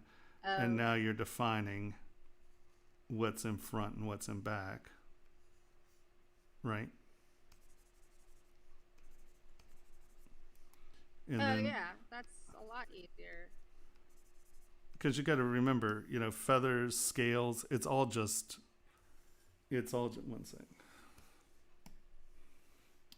I was like digging out, and like I was digging out too much and trying to, I don't know what I was doing. Here, hold on. Divide. So, and this is why I don't really use alphas and stuff. Every once in a while, like I'll use a brush to lay down a quick rough pattern, but often when I'm doing scales or scales, feathers, same thing, at least those kind of feathers, right, is usually I'm going to lay down a grid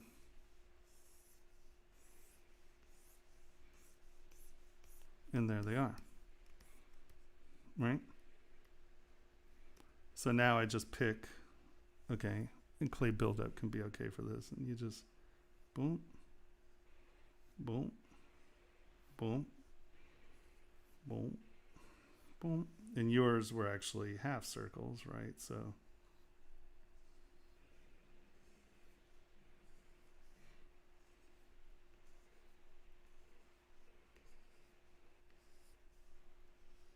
and this is telling you where they start and finish.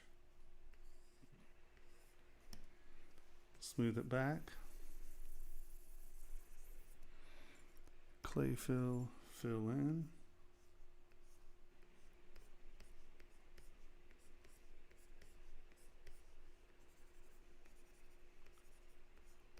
You can see this is super soft, but I have actual layers. Things are actually going behind and in front of one another. You see? Yeah, you didn't even have to dig out at all. Like, it was all just illusion. Yeah, but now I would come back in with my twist. Clarify these edges.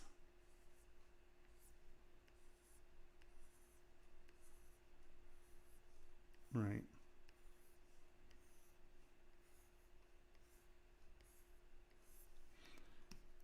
I'd then take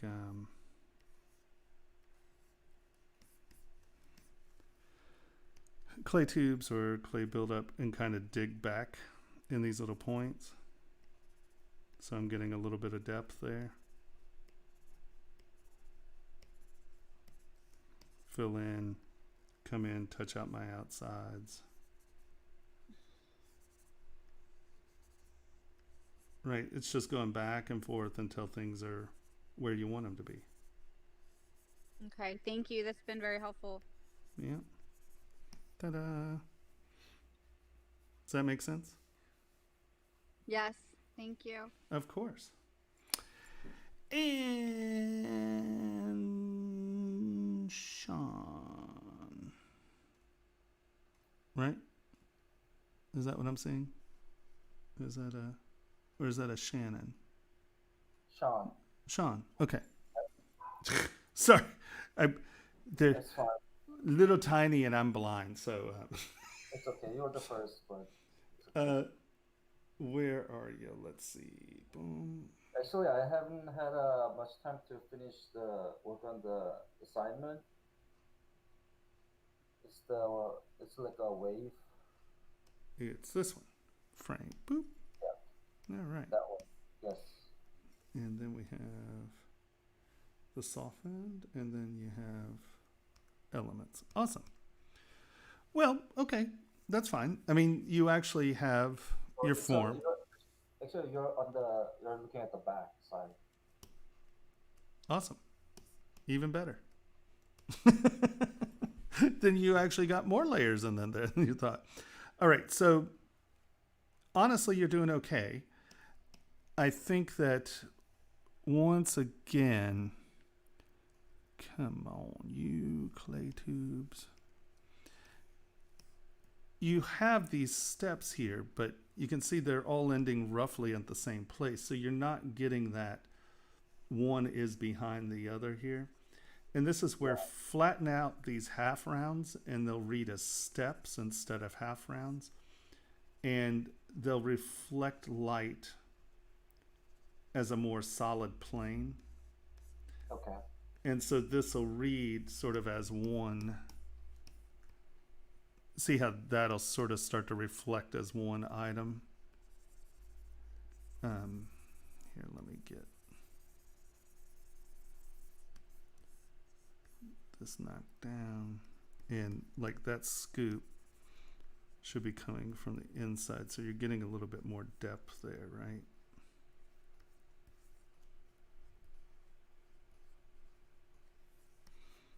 Where I didn't take down as much as I thought I did.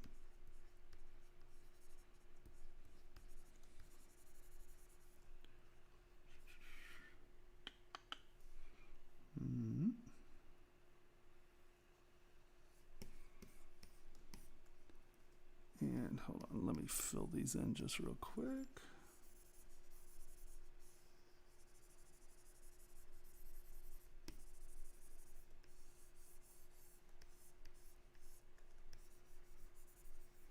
Okay, so what we're going to try to do is get this wave to look a little bit more like it's traveling, right? So we have to punch that false perspective.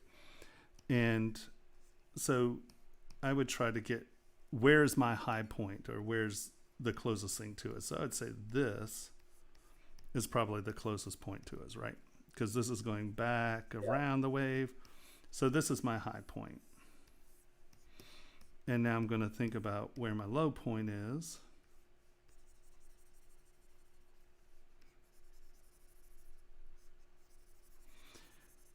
And this is where I say often, block it up as flat steps.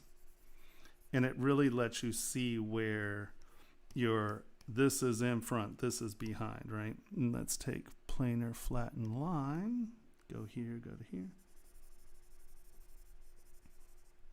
And this will start to tell this so you can see what's going on. Trim dynamic. Let's get, little surface there.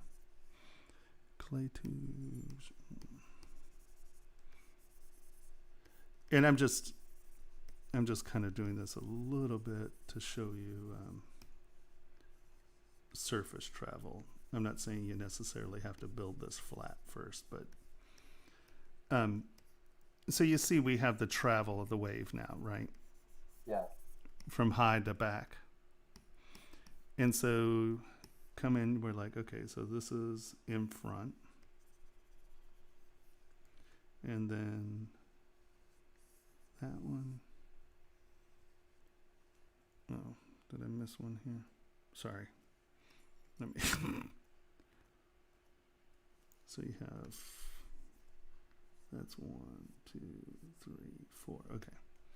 So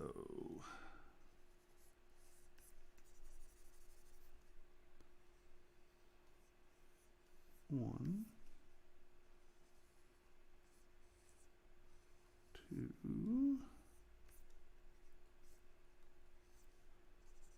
and so I'm going to make sure that's behind that one. So often we're starting from back here, right? So as we're building, we're not knocking off the next layer. Right, so we have that level set, we have that level set. Hold on, let me get rid of this one because I was going the wrong direction.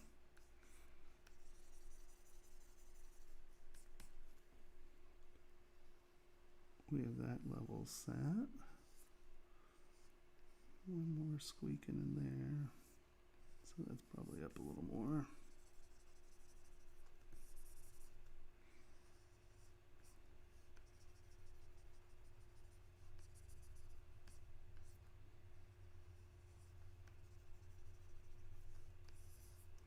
And now you're in front. So now these are they're planes that are actually going behind one another. And that'll reflect as one surface that has multiple images, right? Or multiple layers. And if it's a graphic, you can come back and, you know, obviously make this an edge if that's what it wants to be, you know. But you can see how these flat planes, you're getting a lot more depth information out of a lot less depth, right? Like which one of these are in front of the other? Well, none of them. You see what I mean? So what you're building is these are kind of getting this just half round, half round, half round, half round, half round, half round, half round. So you don't know, is this one in front of this one or not? Where if you come back in and get steps, right, they're going to reflect as different planes. And then you can make these look more round, but as long as they're literally physically sitting on top of one another, it'll read much more dimensional. And so for this stuff over here, where you have a much more shallower plane, instead of taking the roll first, I will come in with my clay tubes and define what's happening here, right? I'm like, okay, so we have these waves. I'm using the edge of my clay tubes as my line. Boom, boom, boom.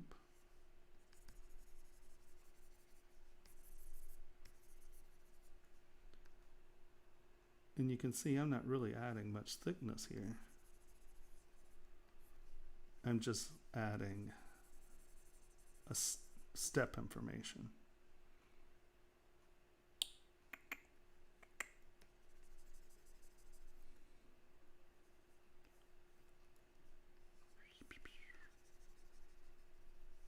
Right, and then you can kind of come in and do, well, actually they'd be going the other way.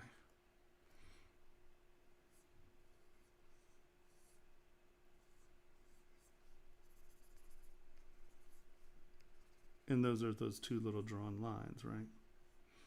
And so now you can come back in and make this edge as sort of melodramatic as you want.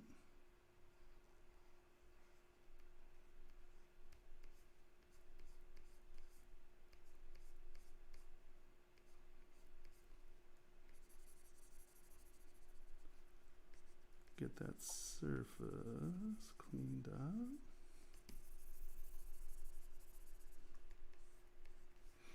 And you can come back in and punch those edges with the twist if you need to.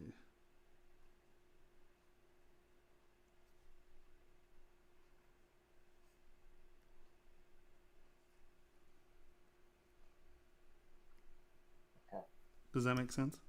Yeah, because you know, I was using SK Carve to punching those lines, Mm-hmm. and then I get like really thick lines, so I had to like smooth it and then go back, and I was keep doing it, and it became like really lumpy at the end. Yeah, that's where most of the time I'm going to use my SK. I mean, goodness gracious, my my clay tubes. Yeah. And so here, let's go to the back real quick. So when I'm blocking this up, right? So we have this, we're here. I'm like, okay, so what is my depth story, right? I'm like, okay, so first things first, this is the farthest one back. This is my next layer. This is another layer. You know, and I know that they're different, but I see. So this is a this. I see what's going on. Right, and I'm going to do this as flat planes first. So I know that I have my reflective planes working for me. They're working, they're going in the right direction, they reflect differently. You know, I'm going to do that, and I'm assuming there's another one of these in here somewhere. This is that, or whatever it is, you know. But as you can see, my little areas are going to come out looking like there's actually more depth here, even when it's very shallow, because I do have things that are going in front and behind. So the edge roll is very good. It's a good tool, but I do 90% of everything with my clay tubes because this allows me to use that square edged alpha to build these layers, right? I see. And so I'll come in and my block up is going to look a lot more like this because I'm deciding on what's in front of one another, right? So usually just start to the back and kind of creep your way in there. And now when you have this and you want these to look not flat but round, you can come in. I'm going to use clay buildup because it's a little more aggressive right here. Let's turn that down a little.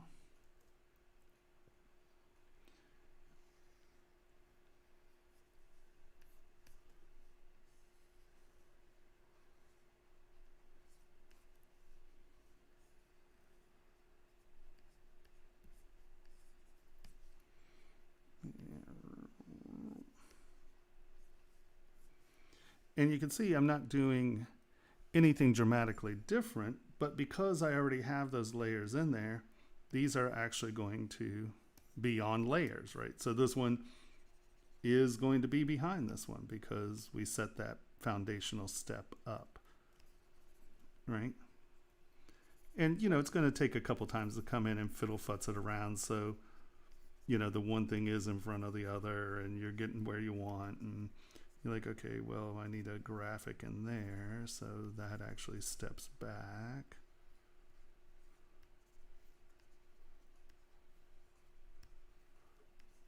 Right. And I know this isn't, I'm missing some of these, but it gives you kind of the process that I do to get there. Right. And I'm literally just constantly back and forthing these until they get to where I want them to be. And at this point, when I'm really starting to clean things up, That's when I'll come back in with the roll, and I'll just kind of come in and creep up on some of these surfaces.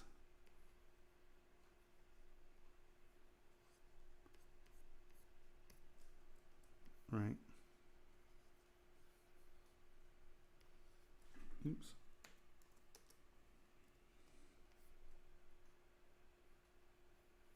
Got it. And now I need a little bit more height there. Okay. But you can see even as I round these out and they start to look pillowy, it's still really step information, right? Yes. So if you block up things a little bit more,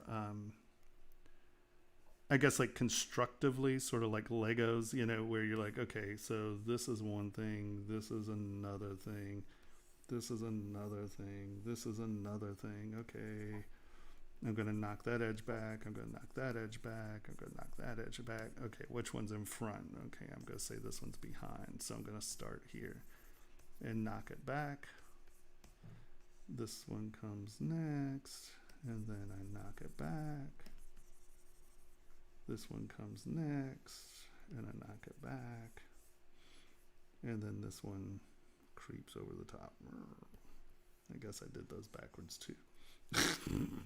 Reference image is always good when you're trying to do things like this. But, you know, you can see that I started out with just these steps, and then real quick we can add that to it, but they're going to read as steps, where here we don't know what's in front of the other because they're all the same thickness and the same height. I was actually trying to, when I first started, I was trying to do it with masking and then like with the move. Sure. But then what happened was it got like kind of really thick at the end because I was starting from the back and then, you know, mask out the rest and then push it out a little bit. And right. Then, you know, I started doing that and it got like really thick at the end. Yeah. So. Yeah, that's why I like to just use the clay tubes as I'm doing it. And it allows me to creep up on my surfaces. I can make some really easy decisions where it's like, oh, these are going the wrong way. Well, that's not going to kill me. I can just flip it, you know. Yes. But you can see that flat planes, let's knock this back here. Flat planes read better than just bright lines, right? Because this just becomes chatter. You don't know if there's something in front of it or behind it. And so when you're blocking up, kind of approach it in steps with clay tubes. And I think you're going to wind up liking your results a little better, you know. Okay. Because it allows you to think about what's going on here, right? This is actually, you know, this is actually the farthest thing back right here. That's way back there.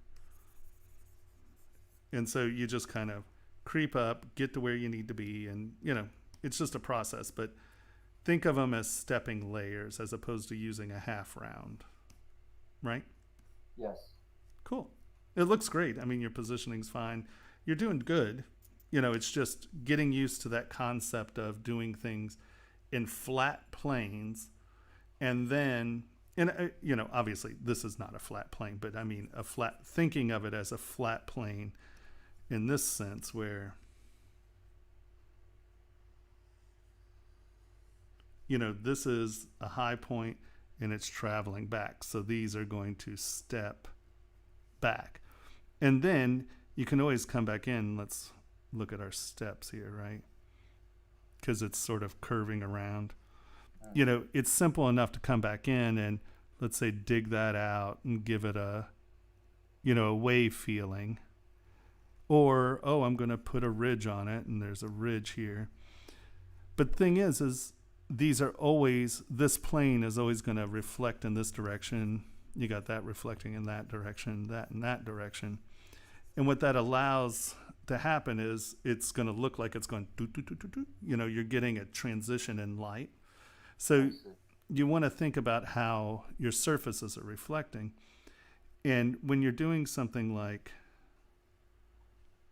and these might be getting deeper, but these high points are all the same thickness. And they all wind up being the same height here, right? Yeah. you wind up with a surface that has these darks, but the light is going to reflect the same off of all of these. So even if these are a little lower, just with these half browns, these are still going to get the one beam of light reflecting off of the smaller half round surface, right? So you can see that we have a hot spot there, a hot spot there, a hot spot there, hot spot there. They're all the same thickness. They're all the same height. And we just get a chatter of light as opposed to concrete depth, right? See how these just turn into like a graphic? You know what I mean? It's just a bright line there. Does that make sense? Yes.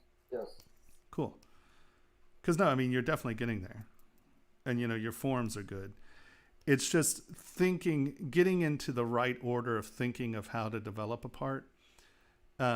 You know, I try to keep it simple where you get your block up and your block up's nice and clean, you know, and, you know, what's the size of this? So this is it's 3 mil instead of 30. So that would make that, if that's 30, that's 1. We're just sliding the decimal over, or that's 1/10. So this is only 1/10 of a millimeter thick. So you can start out with a little bit more thickness. You know, think about, and this is why I say work and scale. So it'd be easy. All you have to do is come here, turn off all sliders to subtool. See, it's 3, 6, Just take that, go 30, enter, and see you're 1.2 millimeters thick. Resize subtool, and now you have, you know, a little bit more actual reference, so you can figure out how thin and thick you are, and if you're in trouble. So working an appropriate scale is kind of important. And then, you know, divide this out. And it just comes down to what's in front and what's in back, right? So clay tubes, gonna grab this. And that's my far back. You have a roll. Hold on, let's just turn this on. Sliders to subtool.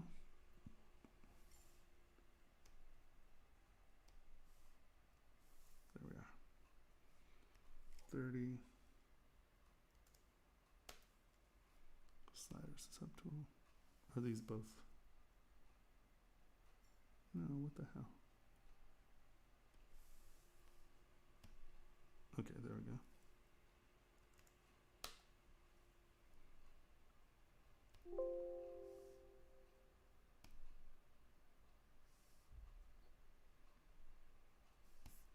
Oh, what's it doing? Why is it subdividing geometry?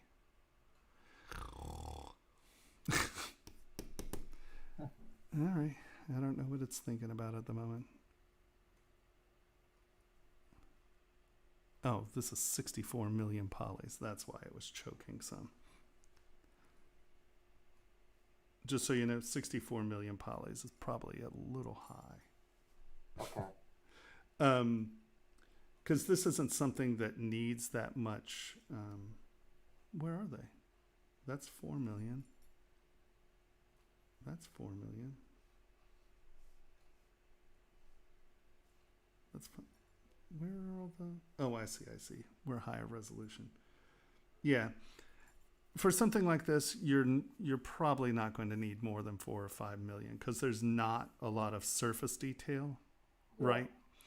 And you can see that these edges are holding up fine if you lay down the clay tubes, right? You're getting a little tessellation here, but for the most part, that's fine. You can go up one more. And I think that's going to put you at what, 16, 15? No. 18? 16. I was right the first time. And that's fine, right? You're getting perfectly good edge resolution here, right? Because we're pretty far zoomed in at that point. If we get back out here, you know, that's perfectly fine. Yeah. So it's often harder to work when you get up into that 60, up in the 40, even some of the 30 million polys, a lot of computers will start to lag on you. So here, let's turn transparency on so I can kind of see your rhythm. There we go. So what do we have here? We have, come on, turn that on. Actually, nope, you were this way. Clay tubes, where are you? And I would just start making layers. So I know that this is my very front part. That coming to this. This is way back there. So I'm just going to knock that back. Okay, we got that, and this is in front of that, so get this kicked up some.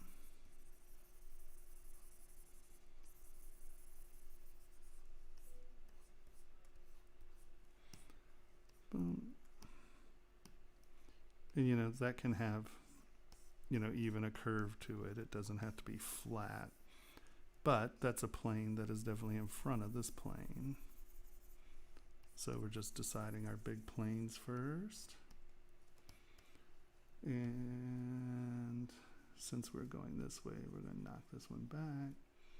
Going to take this and bring that there. We're going to take this and bring that there. And so see, like when you're doing, here, let me, right, you know, you're doing this on the edges. You can see that you're not really defining surfaces. So that's why it's fine to do it here, come in, do that, and then don't leave it as an edge, you know, make it a plane. And then that way when you bring this one in, it's a plane. That's a plane. And you can see you're already starting to build what's in front, what's behind. You're getting that sort of order in.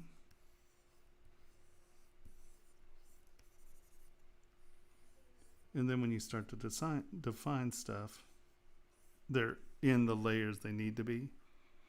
And it's easier to keep track of it this way, right? Because you can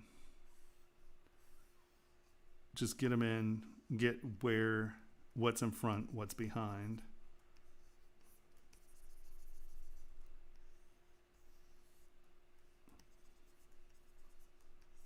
Right?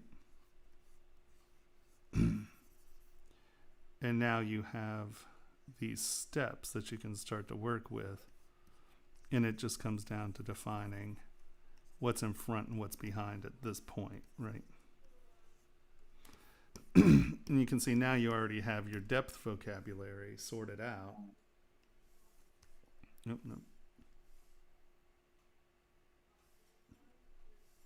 Nope. Sorry. Right. You kind of already have your depth vocabulary sorted out. And so now when you come in and do these things, you know, it's sort of relevant to the surface that it's on. Right? Does that make sense? Yeah, no, I mean, I think, you know, it's developing the habits to think of things in flat steps as opposed to big half rounds. Because once again, we are really focusing on trying to create things that, you know, we're sculpting in light, actually. How are these reflective surfaces going to behave? What is the story that reflective surface is going to kick back to me?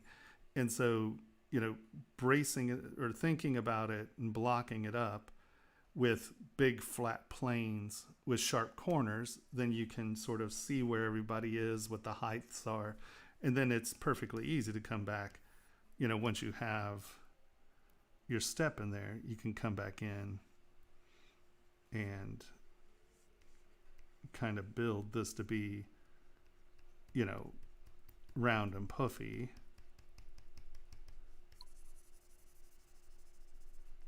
you know, it doesn't always have to stay sharp, but because we had a nice sharp edge, we now can build the soft form you want. So even though when you wanna add in the soft form, you still use the clay brush. I mean clay tube. I use clay tubes for 98% of everything. It's like it is the go-to for everything, because I want to know where I use that outside edge as my drawing tool, right? Yeah. I'm laying down that line. And then, even if it's round, let's say it's really puffy, well, I'm going to build up right here where the height of that round is, and then I'm going to come back in and fill it in, and I'll get the surface rhythm I want here. That needs to go there, so that probably is going to drop back. And now all of a sudden I have something that is much more round, but it's still very clearly on its layer. Yeah, I see that. Right here, let's fill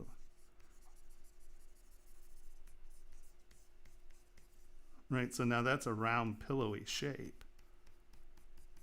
But it's in the right place. It's in its position to be behind this, right? Like, once again, even if these are really pillowy and round, I'm just going to sculpt it up to that, because it's really important that these intersections make sense as far as depth information, right? You can see, even as puffy as these are, this is in front of that, right? Yeah. So that's why I always say, try to block up thinking of ridges, steps, and planes. And then once you're there, you can tune it to the form you want, right? Yes. And this gives you a lot of control over your surface. Right.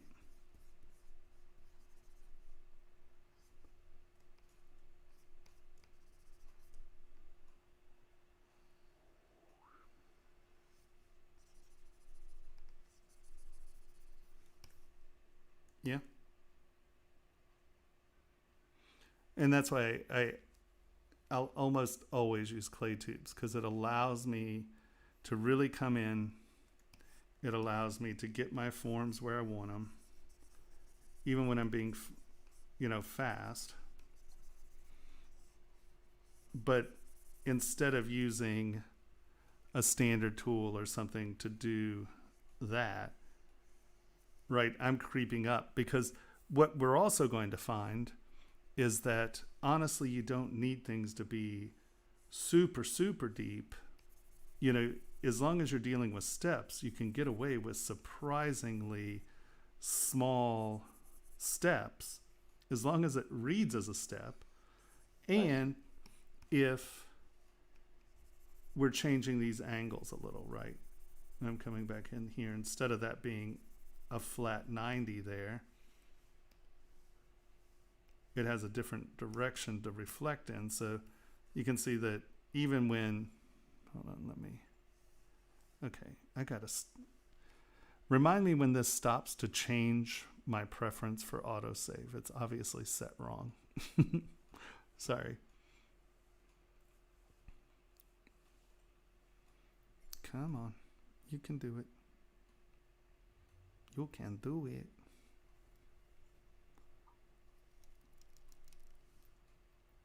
While we're here, while we're sitting here,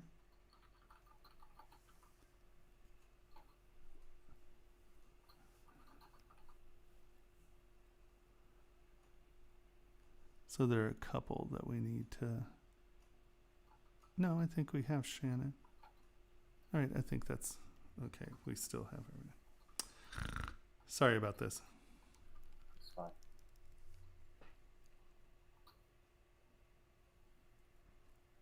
I just get excited and keep talking about stuff and never change the setting I need to change.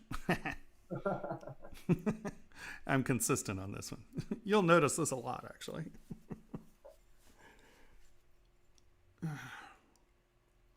Well, I guess we do have a few 40 and 60 million poly models here. There we go. All right, preferences, quick save, 40 and 40. I don't believe that. We're going to make you 60. Okay. So I'm going to use planar flattened line here just to get these planes really sharp and clean. So you can kind of see what I mean by changing the direction of these.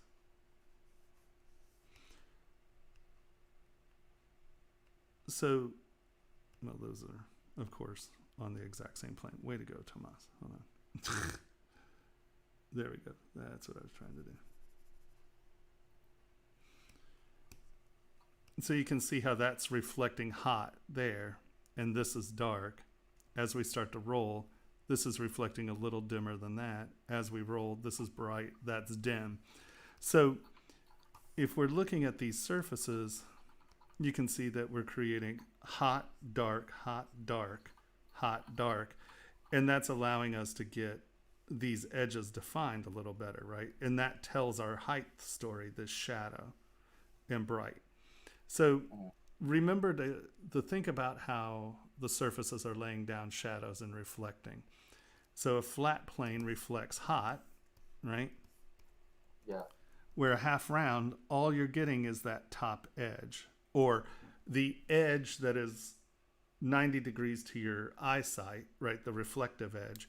So all you're ever going to get, no matter how far around we roll this, it's always going to be the same reflection, right? Because that is a half round. Where these change dramatically. So we're looking for those nice flat planes, and then we can knock them off, but at least everything then is in the right place. Yeah? Yeah.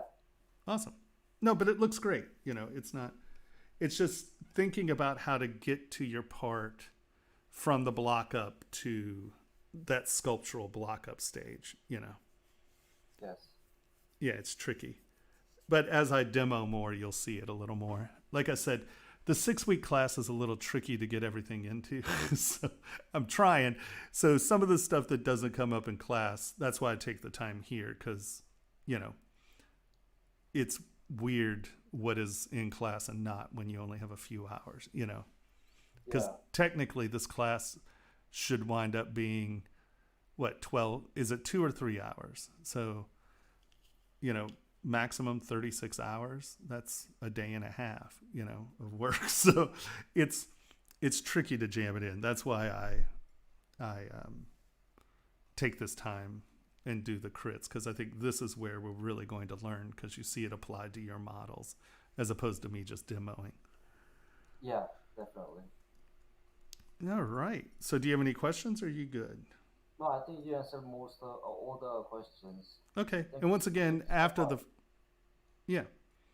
And once again, afterwards, we'll have a open Q&A. All right. So, oh, scheisse Liebe. Wow. It's 1. Holy hell. Okay. I'll try to pick this up a little, guys. I'm sorry. Jesus. We're heading towards that 9-hour class thing again. All right. I'm trying to be good, man. Okay, so You're doing awesome. so We got Shannon 3 is more. Shannon's next. Yeah, Shannon's next, Henry, and then T. Caprios, and that's all I've got. Nobody else has spoken up. Okay, well then, where is Shannon? Sorry, I'm not seeing names. Tobias.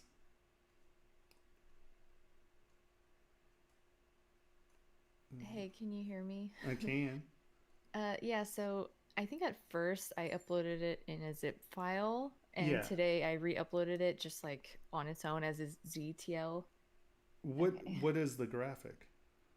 The graphic, see, I realized that you had like a folder of pictures. So I picked my own. I didn't know if I was No. You were no. That's fine.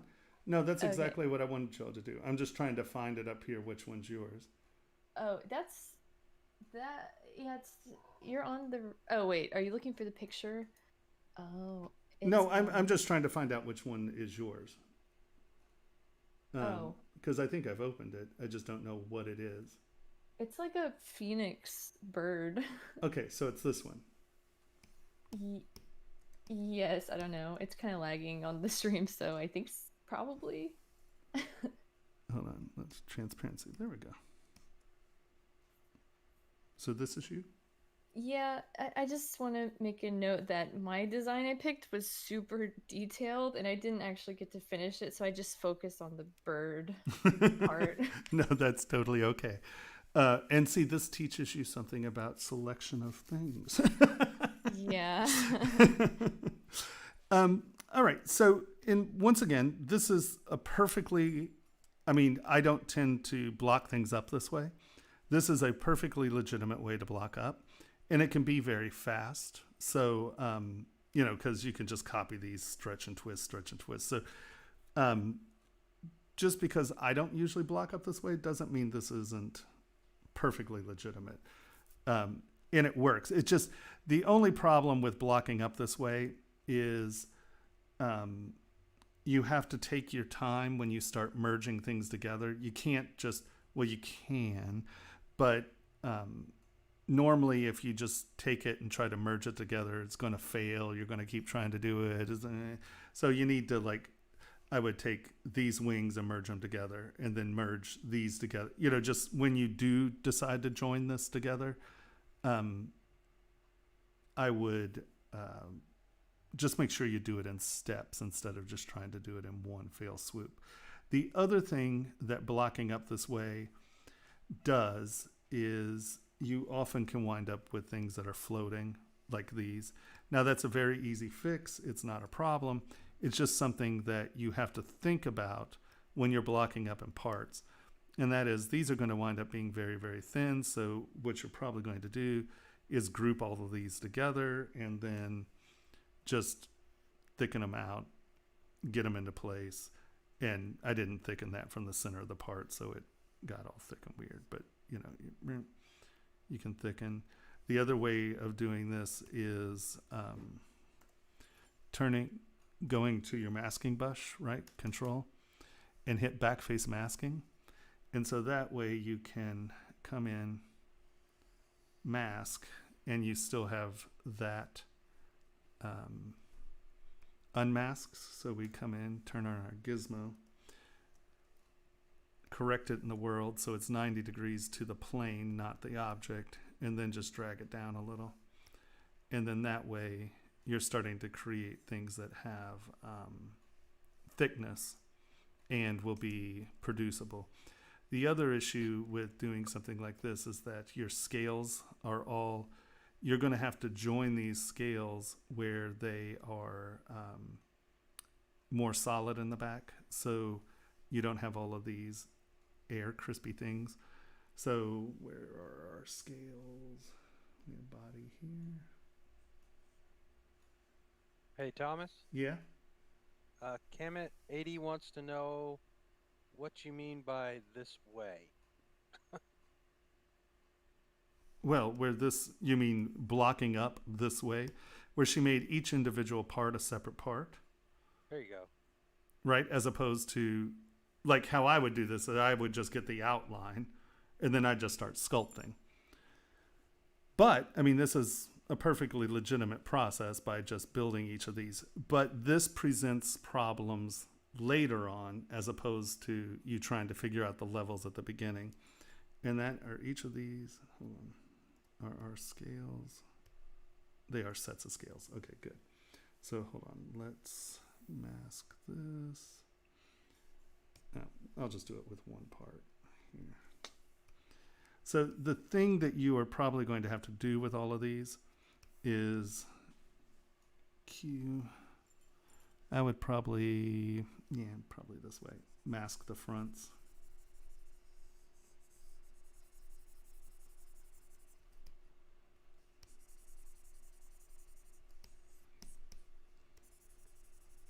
And you'll notice I keep rotating this around so it's sort of 90 degrees to the leaf feathers.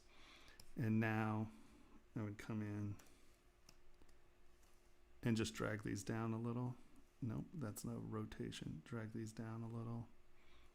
Maybe bring them in a touch. And then, so these have a little bit more thickness. Q. I would come in with inflate and just inflate these edges so we know that these are getting crossed over, right? Because I don't want any overhangs or anything, because this needs to attach fairly solid. Get that W, remesh by Dynamesh. I think that's fine.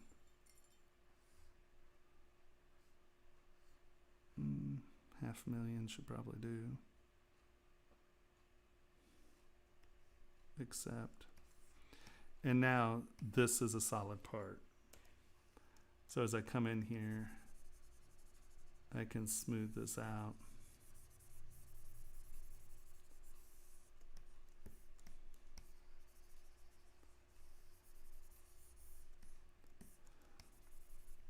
Minimum connected point needs to be 1. Right, so now we have that as a thicker piece. So when we come in to go to this piece, right, there's thickness there, and these will start to join without these, because you can't have these underhangings, right? Those over and unders will become undercuts, and if you have a stiff mold, it'll never release. It's just a lot better to have, instead of that being airspace, it is filled in, and then they'll join much better. You won't get a bunch of noise shells and a lot of problems. Boom. Oop. W. Get over here, just kind of tug it in, shrink it a little. And you can see now those surfaces will bind together better. All right, so now I'm going to merge down. And because these are still so low res, I'm just going to Dynamesh them because there isn't a lot of surface detail there. Right, you don't need a lot of mesh to be able to sell the scales. Where is it? There it is. Accept. And so now these are a shell. So Q, come in, inflate. Should have done that before I re-Dynamesh, but it doesn't matter. You can take, you know, clay tubes or anything and just get them kind of in the place where these become a shell. So W, remesh by Dynamesh, boop, accept, Q, smooth it out. And so it's just a step-by-step process of joining these pieces together. So this is where you can have a lot of trouble if you, hold on, let's, where is it? Check mesh integrity, close holes.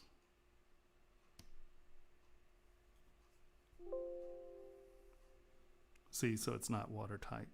And that's because there are all these weird little pinches and stuff, and when you Dynamesh, some of these things become holes or they're not holes. Or when you Dynameshed, you can wind up with, here, let's do this, auto group. And now we're going to tap this. Hold down Control Shift and tap your surface. And so it's not hidden parts. It's just holes. So you have to just come in and creep up on these and make sure they're watertight as you go along. Because if you wind up with 10 things that are not watertight and you Dynamesh them again, you're more likely to have a mesh that you're going to have a very hard time creating a singular shell out of. So just make sure that when you're doing this, you step in, and now you can see that, hold on, boom, we have this one. So now, you know, I would get the scales done, drop it in, or honestly, if you are doing this into the scale, you have this body shape. So if you're coming in, turn on your body shape, you can then merge this into this, and that's helping some with those holes. But you can see that if you're not filling those holes and joining these before you attach it to the body, you're going to wind up with a lot of airspace in there. So you just have to be very careful about your scales having any kind of undercuts or airspace in them. It'll, you know, it just becomes, just a much more difficult model to deal with. And also, if you're trying to reproject to it, trying to reproject to every scale becomes a real tiresome deal. So just know that if you're doing it this way, there's a lot more finish that you need to do, or you have to reconstruct it very carefully to make it work. Because a lot of times, you know, you don't have to have watertight shells to make skins and blah, blah, blah. So there's a lot of way you can be sloppy. We can't be sloppy, sadly. Sadly, we need very solid, very watertight forms. So doing it this way, you're just creating a little bit more work for yourself in the finishing process.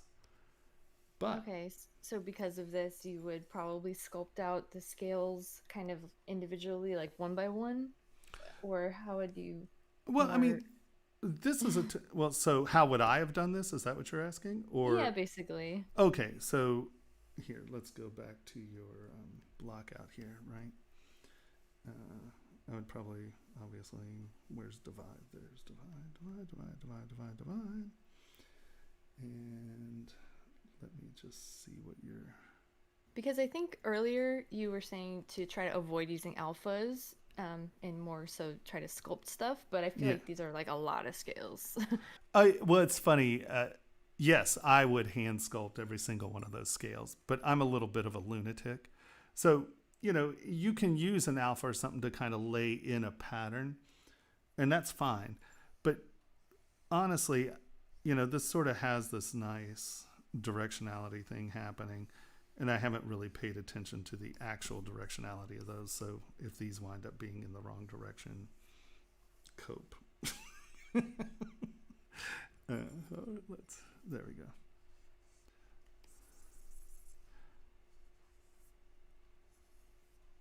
And actually, these are going the exact wrong way, but that's okay.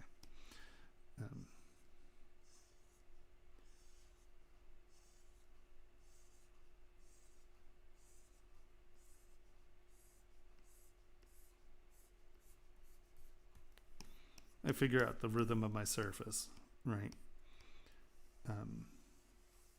And this is also way too strong. I would do this like at 3 or 4. So it's not huge ridges yet. All right, so that gives me a basic outline of where my scales and feathers, at this case, are basically the exact same thing. In this, I just come in and you just start on one of these lines, and it's literally sort of, you decide which one's going over and which one's coming under. And, you know, the grid gives you where that is. So you're like, all right, 1, 2, 3. And you can see I'm going the wrong way on this grid, but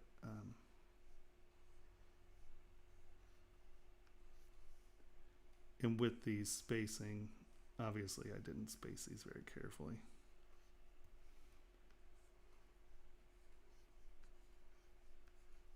But yeah, I mean, this is how I do it most of the time. Just because it winds up looking handmade. And I think that that is worth its weight in gold. Because let's face it, there are only so many alphas out there in the world that are good. So you'll notice that there are 3 good scale alphas, really. But you can see pretty quickly, it didn't take a huge amount of time to get there. Right? And I know that these are facing the wrong direction, but you can see what I mean by you lay down a grid. And what's nice is, like, you can see how the directionality of these change, right? So you can, by how you lay in your grid, you can have it where, here, let's just do it this way for a second, where they can start off smaller and take curves. So you know how like a snake, they sort of condense on one side, expand on the other. So when you're laying in your grid, you can take into consideration that expansion and size, right? Smaller to bigger, smaller to bigger, smaller to bigger. So it gives you like a lot of, once you kind of get the hang of it, you can see that we're getting a size transition here, as well as stretching and compressing. Here, let me just...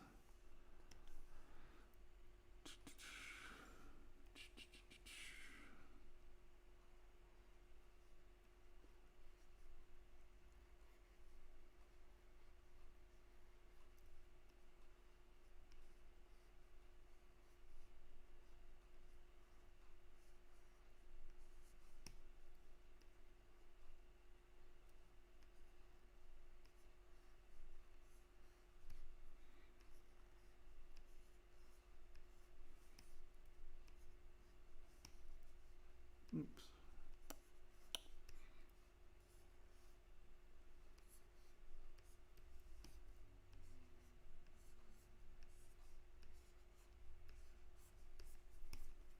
Right, so you can get some really good compression, and you have to get them in the right place, obviously.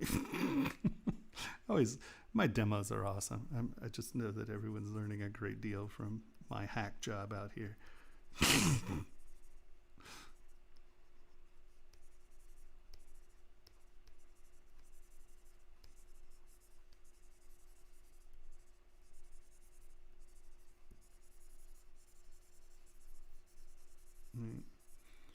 And you're 80% of the way there. So it's not something that necessarily has to be hugely taxing. You just have to remember feathers. Oops, let's kick this up. Feathers and scales are basically the same thing. They're just, one's going on for the other. The little duckling feathers, if these are little round things, or these can have points to them. Once you get into what your form is, it's just making sure that as you're blocking it out, you're taking that into consideration, right? These could be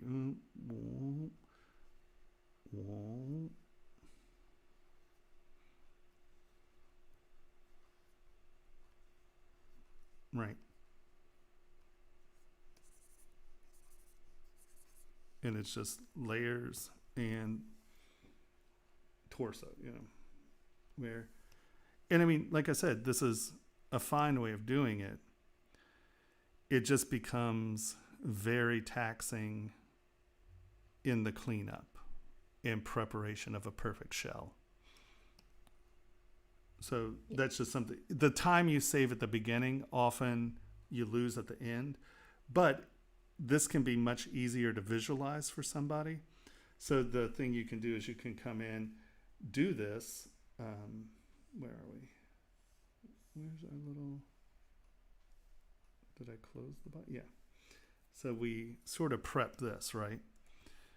Now, what you can do, like drag those out, come in here, remesh by union, and that's going to take, that's not changing geometry, it's just taking the mesh and seeing if it has any noise shells and then it'll try to eliminate the noise shells.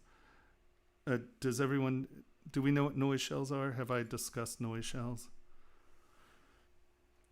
So if you have, you're trying to create a shell, and a watertight shell is just that. It's watertight. It has no little holes. It has, But the other thing it does not have are noise shells. And that's where you have a surface that kind of comes up like this. It comes in and can do that, where, there are these little floating air spaces. This will kill a print. So when you're trying to correct your mesh and get that sorted out, often these little buggers are part of the problem. But you can come in. Let's take this guy again. And, feasibly you can take this. Where are you? Take a solid shell. Once you get these things sort of out and about, transparency, clay buildup. Get your surface kind of closer to your edge. Fill in. Come on, you. And you do. Whoa. Stop that. Clay tubes. Knock it back some. And you can see, I can see the surface because of the transparency. You will have spent the time. Ooh, that's not smooth. You will have taken the time to make the shell underneath good, and then you can project all. And this way you can take all of that excess and project it onto one surface. So you have a good shell and you can project to it. So that's another way of cleaning these things up, is to then use a shell, project shell. And, right. And you can see there are a few little places where you just come in and you can always reproject, but it's a scale. So, take that. This is way too powerful.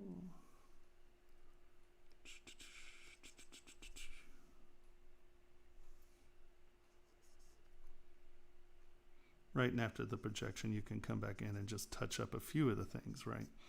So that's another way of getting to a shell quickly. But you can see that you often have to do it in a few steps, where you get your mesh where it needs to be. You get rid of these over and under projection areas. You just relax it down. See how we had that weird pinch because it was around a corner. Relax that out. Come in. Relax that out. We know that this didn't fill up, so we're going to fill this up some.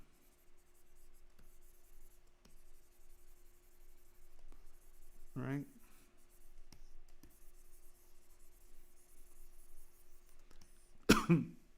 And now turn this back on. Knock that back. Bring those up. Project all. Oh, that was my shoulders.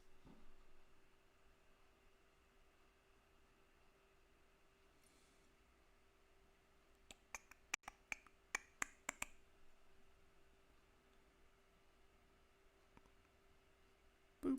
There you go.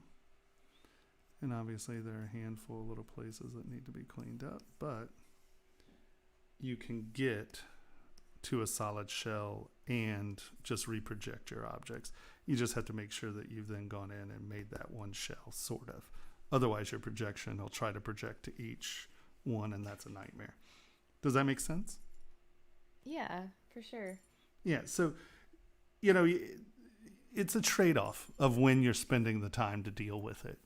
Are you doing it by hand and blocking in your stuff, or are you laying out these scales? But just know that it may seem quick, but it can produce a lot of work to get it to this point, right, where it is a shell. But I think that's the only issue that's there. I mean, all in all, I think you're obviously getting there. I kind of have like one question just for the overall design. Uh-huh. So I know like the design I picked is it has a lot of long like spindly feathers, and Mm-hmm. so I'm wondering if this is maybe like a type of design you might actually want to maybe avoid because of I don't know if this would cast well, because it's got a lot of long spindly stuff and Well, they're really thin, Yeah, well, it can, and this is, think about it this way, is you can have something that's very thin here, right? Just remember, and see, you're laying these out with the thicknesses that are sort of there, you know what I mean? Just remember, if you want something to look thin at the top, you can always come back down and have it fatter down here. So the thinner the thing, the thicker it needs to be. So you can get metal flowing through there. And you can also, have something that's doing this and then kind of bowing. And that could touch something there, So you have these things that are reflecting as these really nice little tiny surfaces. But they can fill in to be thick in the back. You know what I mean? Yeah. So just remember, like on these, like I said, I would, like this one, I would thicken them out and they'll touch up here, and that'll become something that's totally fine. Right. Oh, okay. So any of this is fine. You just need to get it thick and down in here to where it's something that'll fill. Because the thing is, here's another sort of thing. If you have something that's thick and then you have these little thin things like this, these might have a hard time filling. But remember that you can always do, and it'll still, especially if you're using liver of sulfur, this is going to go dark and you're just going to have these reflective surfaces. So you can fill in, right, and just have, you can hide the support that's behind it often because you're just seeing these as your reflective points. So, you can have a razor edge as long as there's something fat behind it that's filling it, right? That makes sense. Yeah. But no, it looks great. The composition's, obviously getting there. I would say that, once you had this in, you kind of have it in something where you can start to move the whole thing at once. I would come in and kind of push the wing down here, push the wing up there, just so there's some flowing movement to those things so they reflect like curved surfaces, not flat surfaces. Does that make sense? Oh, you mean like for the wing feathers, Yeah. they're all kind of like the same. Right. See how that reflects as one surface, this right here? Where if you just come in and you punch it here and punch it there, and now it'll reflect. See how there's motion on that surface? Where this just reflects white, you're getting some motion there. And this is what we're looking for. Unless, of course, you're trying to get something to look flat, but these little waves and curves are the things that sell motion in the part. If you just have these nice, everything flat, you can see all of these feathers reflect as one surface. Right? Does that make sense? Yeah, that makes sense. Mm-hmm. Yeah. So once you get it all together, come in and just kind of move it around a little, give it like a little bit of swerve, get the neck moving in some, just get some motion in those surfaces. So as it's moving around, it has motion. Yeah? Yep. Awesome. Any questions, or are we moving on? Hey Thomas, I posted who's up next. I gotta go run and get my kid, and I'll be back. Okay, you can do that. I'll let you do that. Thank you, sir. Okay. Bye. All right. So Sherry's next. Is that what I'm hearing? Henry's next. Henry's next? God damn it. Which one's Henry? That's Danny, that's Lewis. My name is in the file. It's... Come on. There. All right.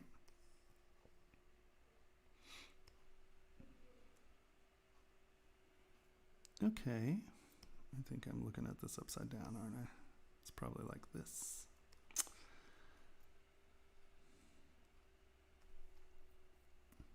Are these leaf packets or leaf bundles? My video is so far behind the audio. The middle section is kind of like rosemary. I think that's a yew plant. Oh, those. Yeah. That is a sort of a topiary bush, from my understanding of this. Okay. All right. So, handful of things. First thing, the outside, which are radial. Mm-hmm. I would once again just punch this a touch more. Let's get. Do I have the right setting? No, I do not. Your radial's changed. Okay, that's okay. I'll just do a single one.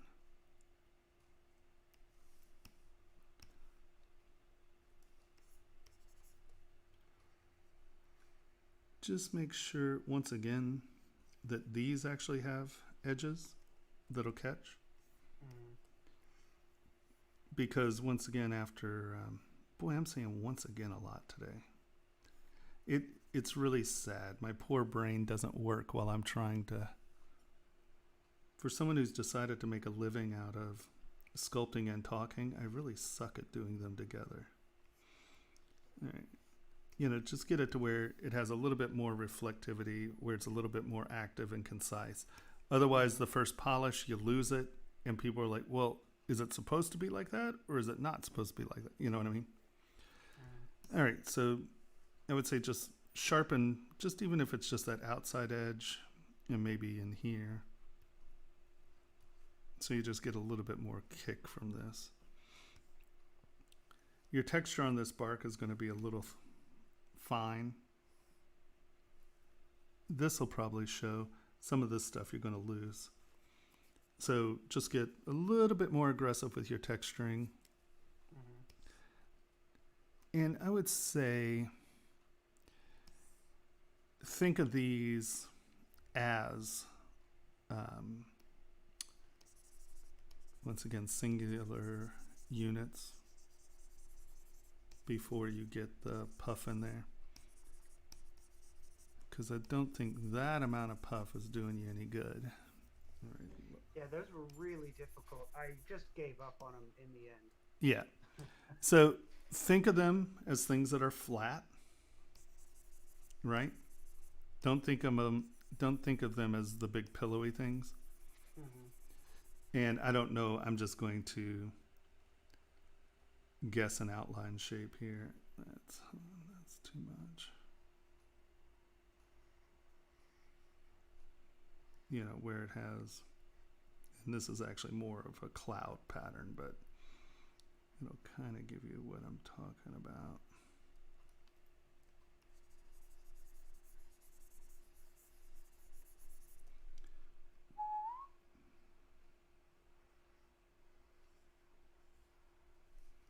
I don't know what the graphic on these is, but, you know, think of these actually being, you know, because this is sort of an illustration, right? Think of these in whatever that texture pattern is. You know, I don't know what it is, but, and then, like I was saying about the wave, build them out flat.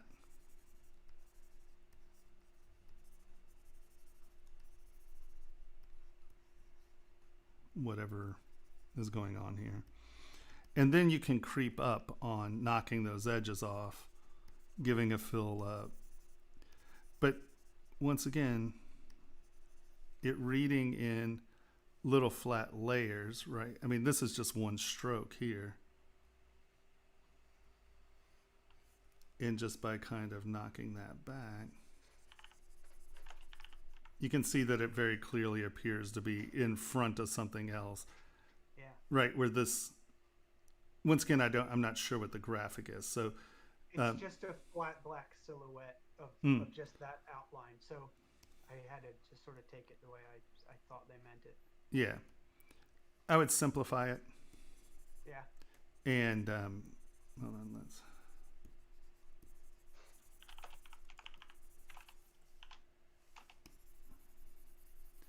And you don't have your subdivision levels. No, I merged it all and lost my subdivisions. That's okay. Duplicate. Yeah, I have them on my end. I just didn't send them to you. Yeah. Because it was 20 million polys already. Right, so that could kind of just get the right where you have just sort of transitional levels. Does that make sense? Mm-hmm. And then, you can come in and give it whatever form of reality you want, but I would keep them as much more simple shapes because this breaks the silhouette up completely. Mm-hmm. So you're trying to retain that silhouette. So, decide which is going in front and back, get them to work together, but just make sure you're keeping your silhouette right. Because this just breaks up and it sort of looks like it actually like a cotton or something, So break it up, keep it flat. The other thing I would do is lotus leaves. Kind of come the other direction. They actually scoop to the inside in a lot of ways. So just make sure that these still kind of retain a leaf effect. Mm-hmm. Right? You just scooped out a little too much, or it's a little too dramatic, maybe, right? Yeah. Because once I made it relatively flat and then used the move tool to push the topology backwards. I just think you want these to reflect a little bit more like planes than scoops, right? Mm-hmm. So just get these outside edges just a touch flatter. And that's going to read a little bit better, right? As opposed to them being scoops.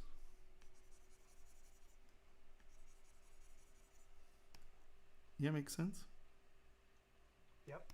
Otherwise, I think you're killing it. I might try to find a way to... That's way too thin to be a bale. And actually, this is real thin in general. Yeah. Yeah, I threw that little circle on last minute just... Yeah, I think that you could actually get this whole frame a lot thicker. Mm-hmm. Right, because what you have right now is when this flips around and stuff, all these little high points are going to poke on the body. Mm-hmm. Right? So, oops, come on.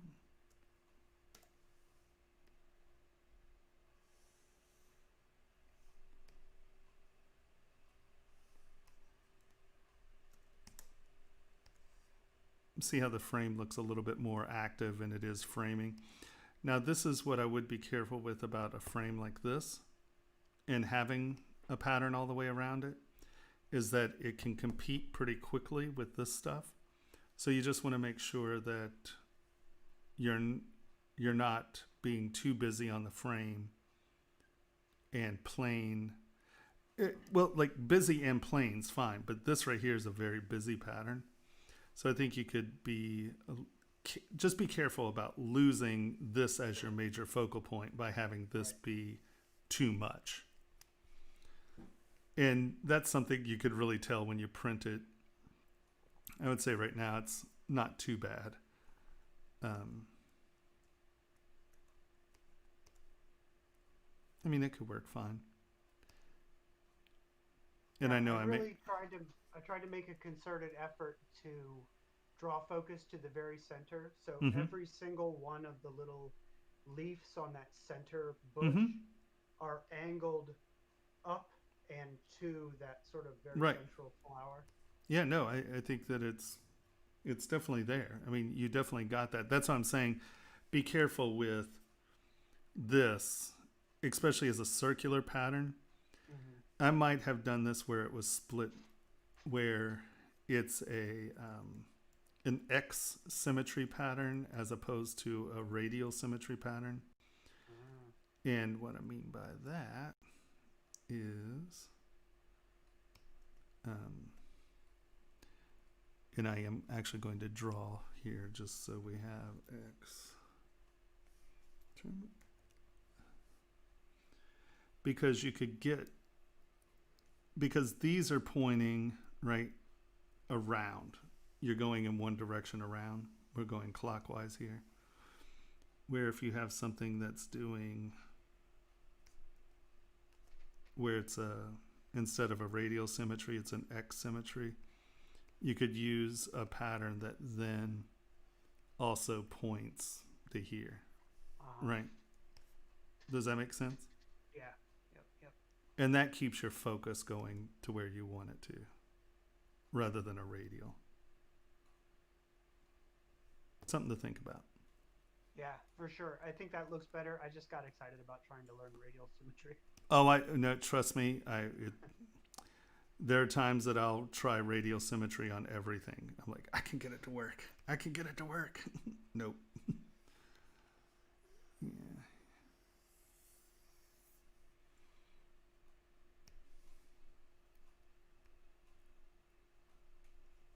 So my biggest question, which you answered in the class chat at one point, but my question was that central bush thing.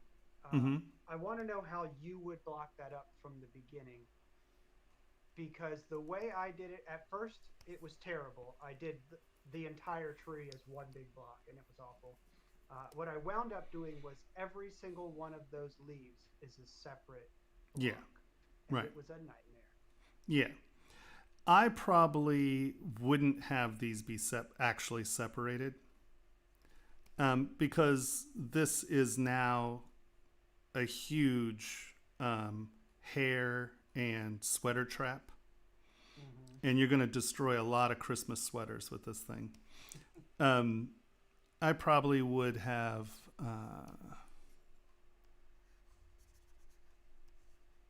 made these solid except on the outside lip. Okay, so like just a flat plane on the back, sort of.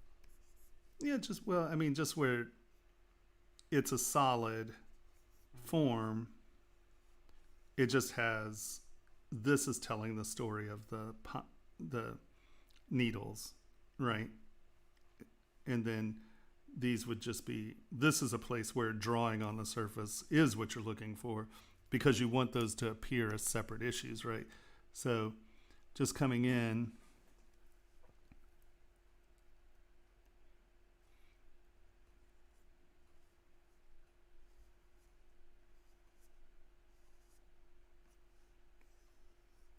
right? And then like with snake hook or something, just getting these out.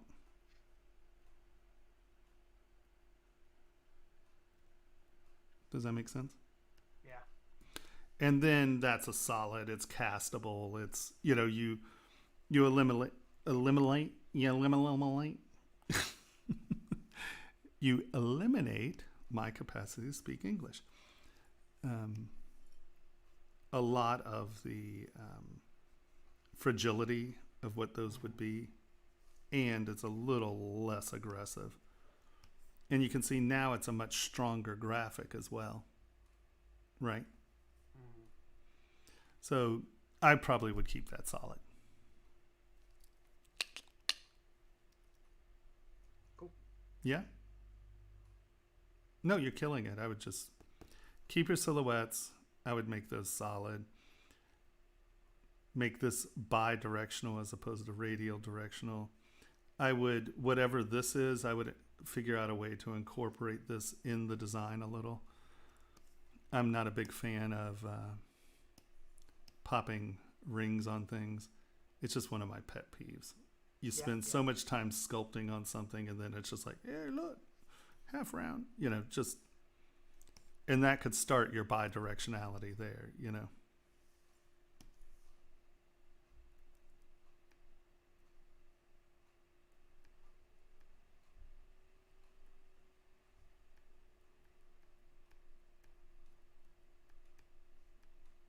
Yeah, something in that vein. Cool. Right on. Killing it. Looking good, my friend. All right, who's next? TC. Should be me, Tobias. Tobias. And you're Yeah. down here, right? It's the leafy one. That one? Yep, that's you. Ta-da. Awesome. Now, see, this is a case where the half rounds kind of read nicely, right? Because there's so many of them, it creates that sort of ridgy pattern. So I'm not going to ride you on half rounds because you got the flats well. I mean, it's an interesting texture. I was noticing, the one thing I noticed while working on this is that when you have a certain brush stroke working one way, doing it the opposite way on the other way of the leaf, it doesn't. I guess I haven't worked on ZBrush in a while where I noticed there's a different brush stroke, like going upwards, trying to match it when I brush downwards. If there, so that was difficult. Yeah, so if the brush has directionality, so the SK twist, right, has directionality, it does work in opposition to itself, right? You know, it's rolling this way and then it's rolling the other way. The clay tubes. Clay tubes shouldn't have directionality. No, it wasn't directionality. It was just more, I guess, for some reason when I was using the clay tubes, I guess on my model, the geo was a bit more blocky on one side versus the other. I don't know, maybe it could have been the way my geo was aligned. Sure. Yeah. Oops. Yeah, that can do it for sure. Mm-hmm. Are you using my clay tube settings? Yeah, I am. Okay. I have your UI. Yeah. Well, no, the only reason I ask that is sometimes the brush is just a touch. Mm-hmm. I have slightly different settings, so if you're just using... Yeah, I did adjust it a few times, but I got the hang of it once. Cool. Once I started going deep. I would say the thing that was also difficult was kind of the joining. That was the last thing I did when all of them joined together at the center, and that was I kind of lost my track of, all right, where's the flow there? Yeah, it's basically there's flow everywhere up until once you get to that middle point. Yeah, I didn't know how to make it visually pleasing. Yeah, no, that is a trick with radial if you have something that's an organic form. WXZ3.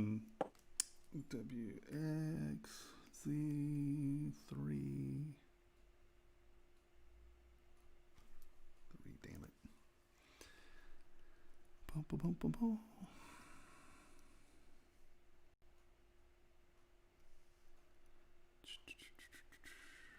This is good. Hold on, let's mask that. Mask that. Okay, I have a dumb mask setting here. That needs to be 0. I hate soft masks. They get you into trouble. Well, I was doing maybe because my geo was such high resolution, it was hard to do a soft mask. I would do like a hard rectangle mask, and then when you do I guess control click on it and it softens it up, it wasn't doing much. Maybe that was because it was so high res. That's exactly why. Yeah. Okay.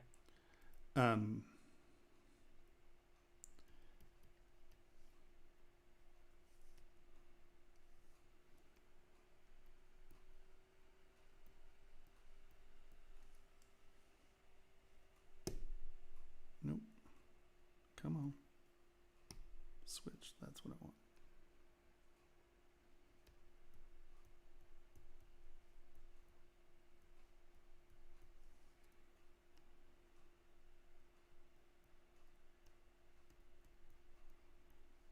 Yeah, that's tricky.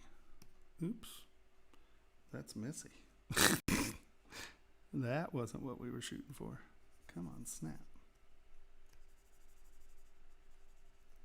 Yeah, normally when you're moving these things around, it's much better to have your subdivision levels and be able to go down. Yeah, that's it. Well, what happened was, I think at one point I did have to merge down, and that's when I lost all my subdivision levels. But then afterwards I looked at my notes and I could have used remesh by union. Yep, exactly. And that's what I should have done, right? Yeah.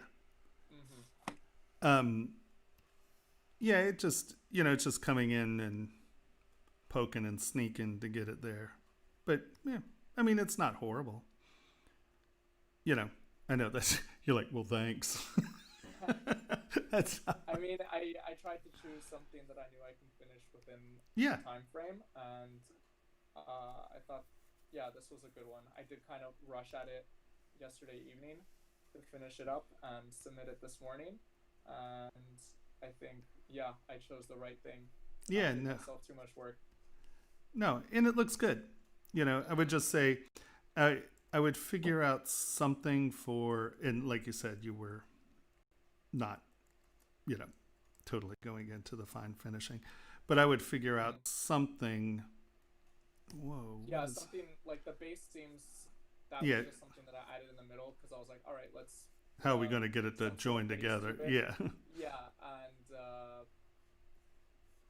yeah, that's the thing. I kind of do like it though because it is all circular and there's just like some flow to it.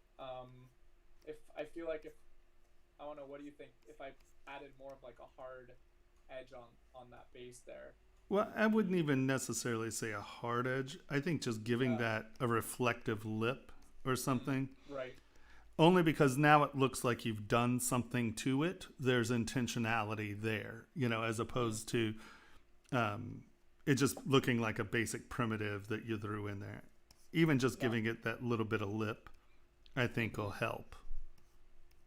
More on the interior rather than the exterior, because right now it's kind of following the shape. It's not going outside of where the silhouette of the plants are. Right. Should it be on the exterior or more interior? You know what? It doesn't matter. I mean, I don't mind. I think it's quite interesting that it is flush. Yeah. I would just say, just have the surface have a scoop in it or something. Where some sort of dimension. Kind of playing with light, just so you have something that's reflecting a little differently than just a flat thing, right? So now let's bring that in there and let's go to a metallic surface, right? You see how it's not just flat, you're getting some reaction there. So I would do something in that vein, just where it's not flat, where it has something going on, and then once again you'll have to thicken these down. Right, so they are flush. Yeah. Because those are super thin. And unappended especially, it's primarily viewed from one angle. So it doesn't matter if it goes back thickly, If that makes any sense. Makes sense. And I'll show you guys some easy ways of doing that thickening in class. All right.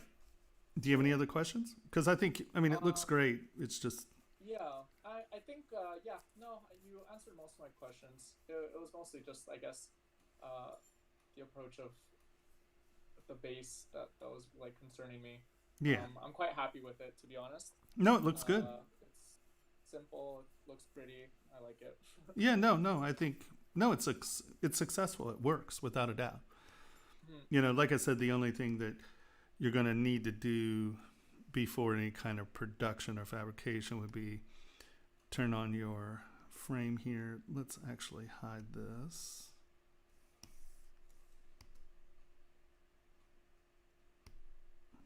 Hide part. And now I'm going to turn lines off so we can see the grouping here. Now, I am going to group front. Hold on, let's turn this all into one. Group front. You notice this is green, and now the back is a different polygroup. Hold down Control Shift and tap that. Yeah. Oops. And now you can see that that is the back side. And so from there, grab W, rotate that, turn symmetry off, and let's just drag this down here and just drag. And that flattens that out. Hold on. Uh-oh. Oh, because, yeah. And you see how that brought everything down? It brought that back down. It homogenized it into a flat surface. And now I would come back and just, you know, kind of lay an edge on one of the, just knock that edge off so it doesn't look flat. But that pulls that down there. Does everyone understand how that happened?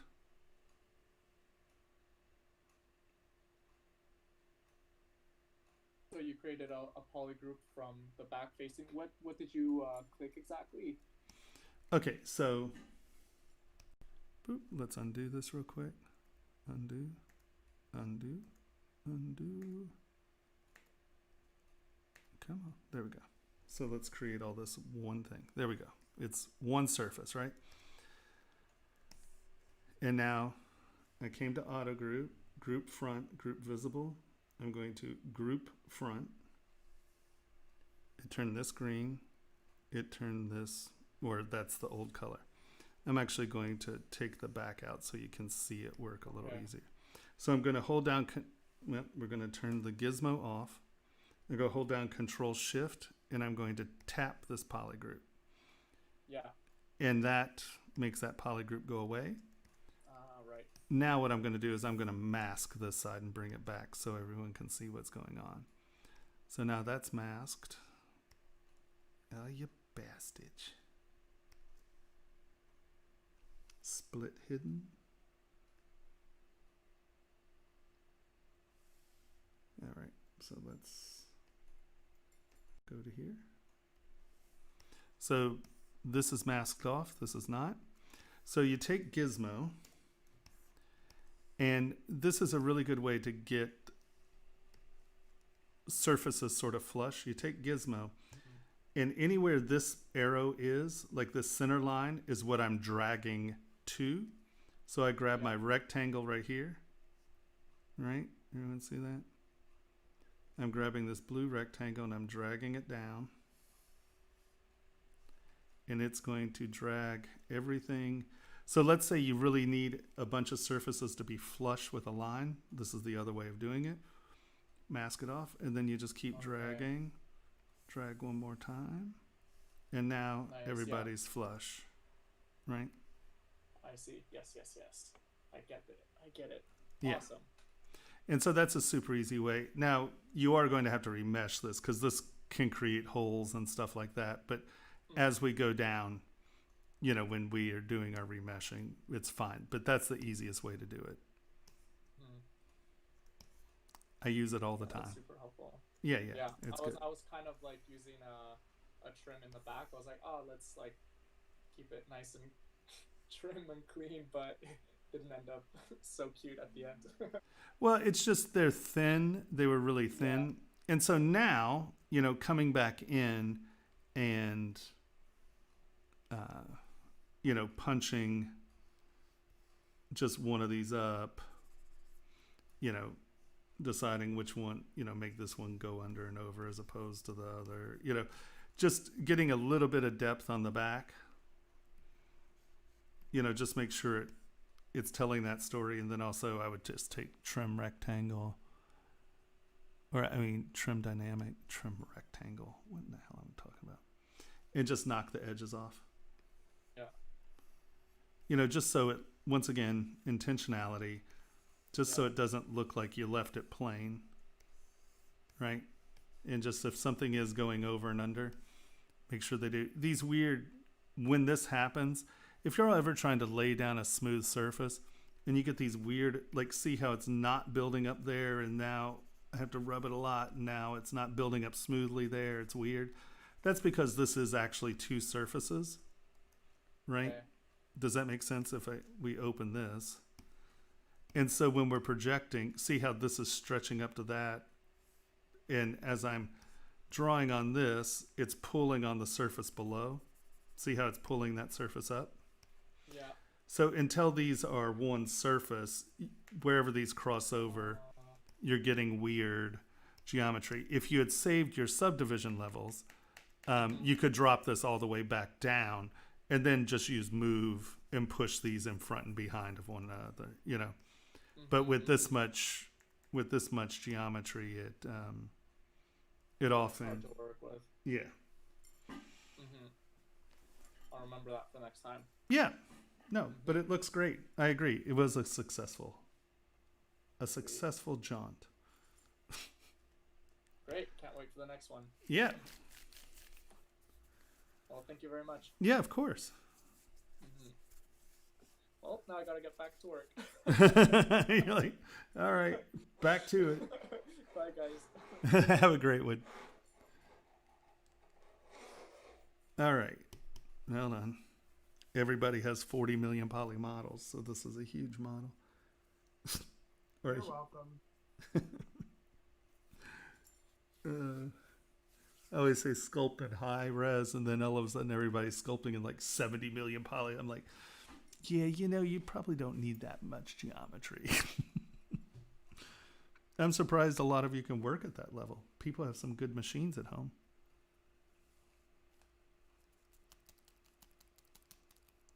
Water cooled.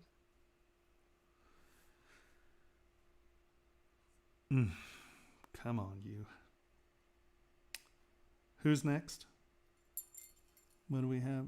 Sorry, I'm trying to see. That was Tobias. So Who was that? That was Tobias. So DT's next? Yep, DD93. She's the last one, or he's the last one.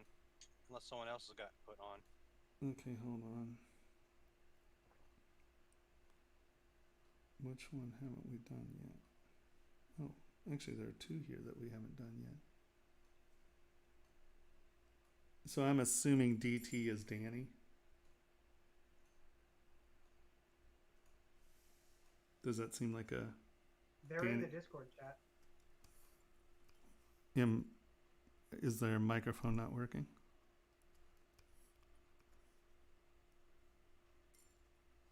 Row. Maybe not. Oh, I heard maybe not. That was me, Mikey. Oh.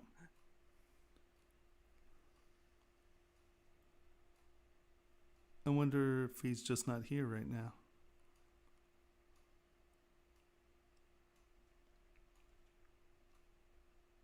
DT, can you sound off if you're here? Even if you're in chat, just chat it.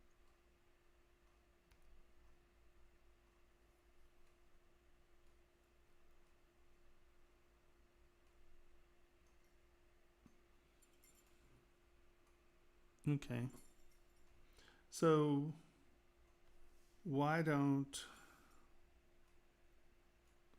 we work on this one until we get something in from him? How's that sound? Oh, you're having problems with your mic? Okay. Well, do you want to try, you want me to do that last one and you try to figure it out, or do you want to just go ahead and work on yours?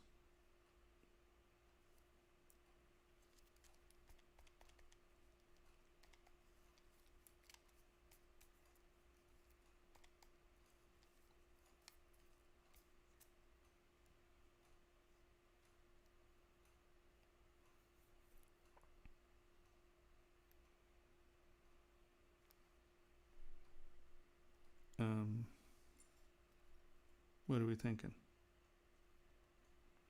How long's my lag?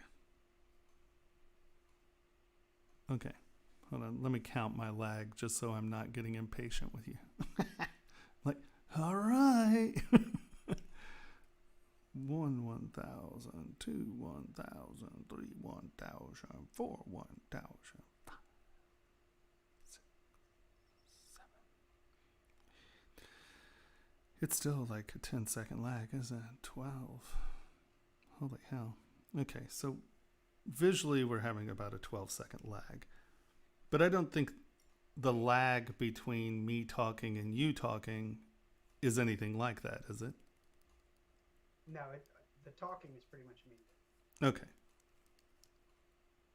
Okay, try to figure it out, and let's go to the other one, because I'd prefer you be able to ask your questions. Who is this? Diana. Is Diana here by any freak of nature? I'll have to wait 14 seconds now. No, this is lovely.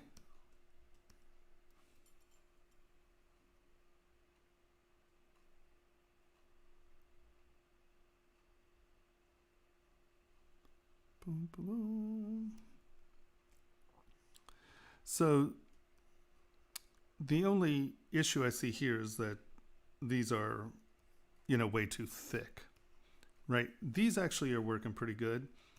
And this is where polygroups will help a lot. And that is creating, let's see if we can do this easily.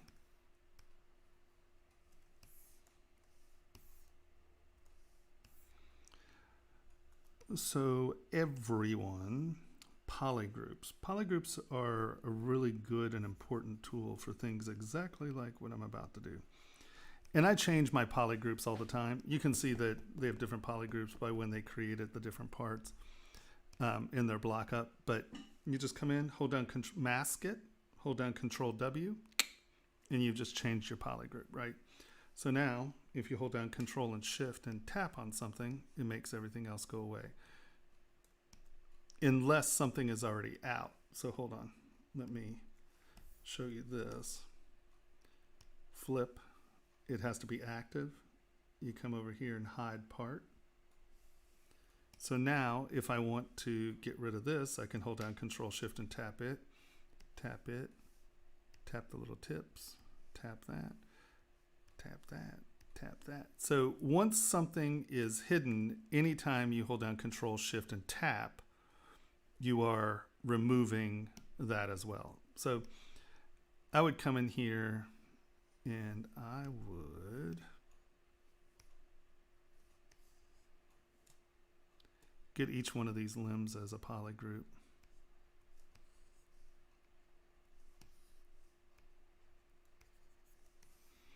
And now we want this guy, mask, boop, Control W, boop. Well, now isn't that annoying? Oh, those aren't the same color. You're really annoying. Change it to a different color. Right. And once again, just kind of coming in and trying to get that in, and then you can come in and get rid of what you didn't want.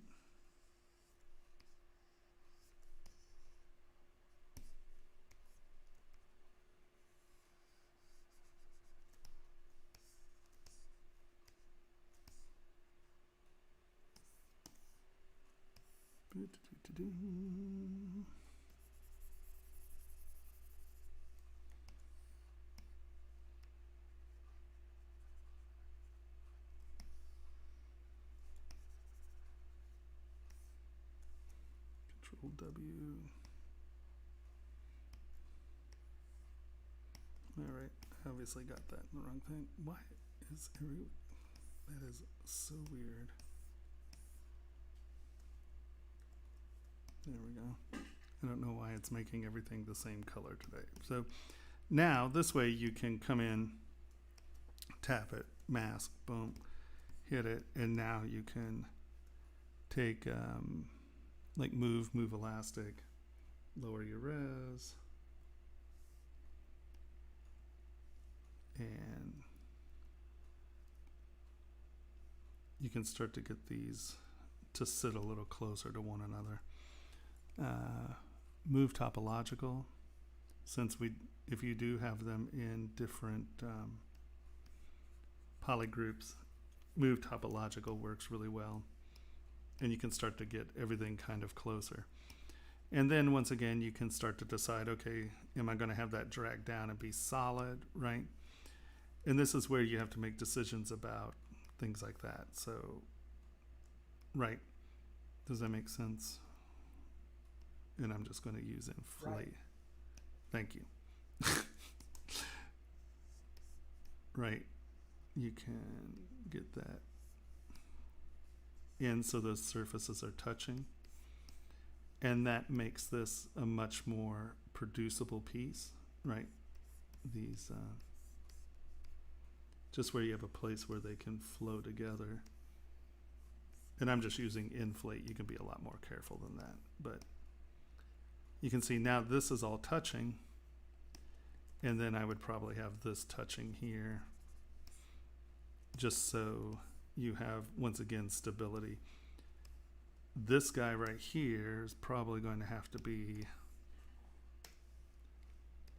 and you know, sculpt it full 3D, that's great, but those are big sharp things, so you're probably going to want to get those down and into the body of the piece, because you don't want, I mean, like even 5 mil is pretty thick for a pendant, you know.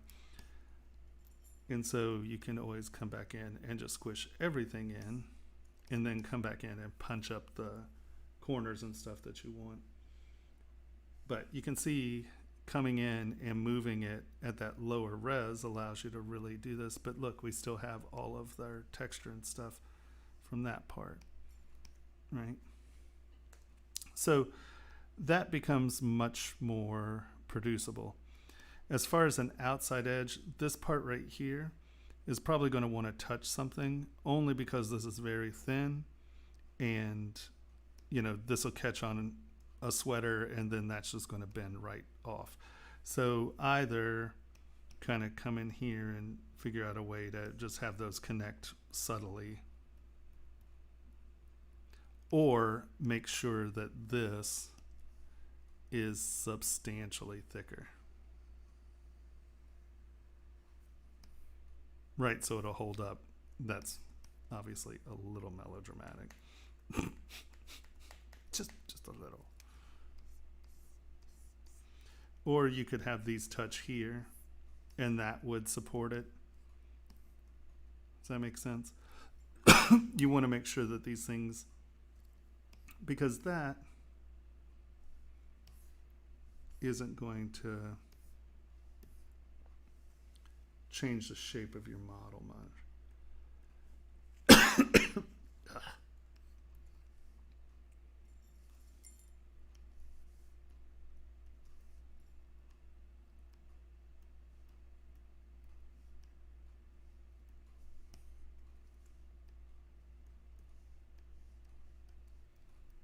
And it doesn't have to touch much.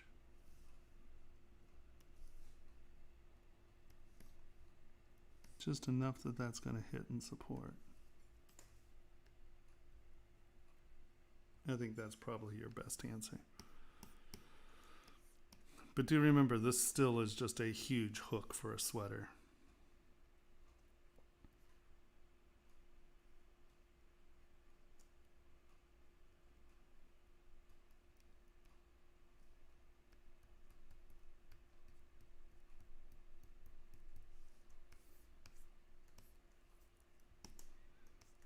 Or something. That's beautiful. It looks great. You know, you're getting good depth here. You're getting good definition. It's nice. Know that these little guys right here might cause you trouble. You might want those to come back. Full 3D and things like these, you got to remember that these are about this big and they're metal. So you've just created these lovely little scoops that will scoop flesh out really wonderfully. It's like a cheese grater. It's really awesome. So if it flips over and you are sleeping, you've just injured yourself dramatically.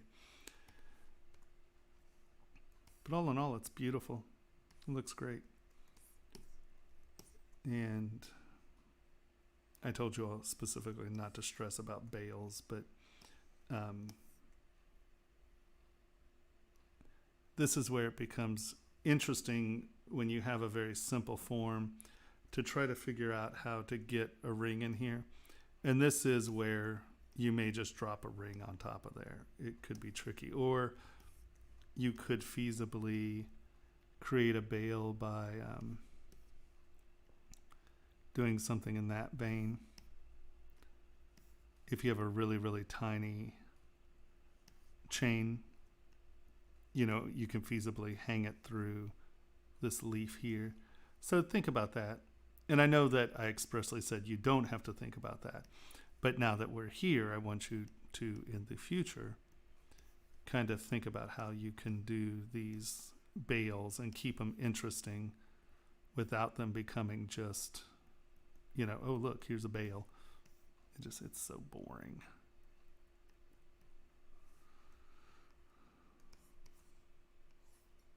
Right? Right. Yeah. But all in all, I mean, like using the texture here and having it, I mean, you did a great job. It looks good. You're just going to have to get it thinner and think about supporting here. All right. Did you figure your thing out, Danny?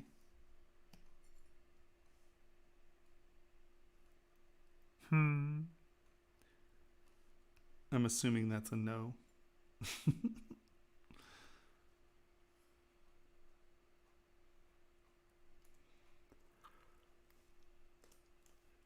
All right.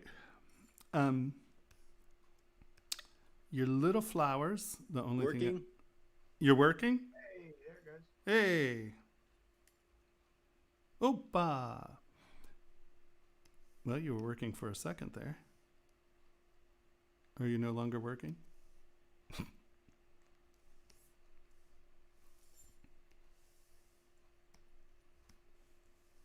Let's take one of these guys real quick. Damn it, you were right there. You had it. There's a Nope, you're kind of there. I get like, so is that the level thinks it's not talking thing? It might be, or he's listening to the Twitch audio and trying to reply on Discord without listening to the Discord audio, so that the lag is throwing him off. Oh. Yeah. So just mute Twitch and listen to Discord, and then you won't have the lag in audio.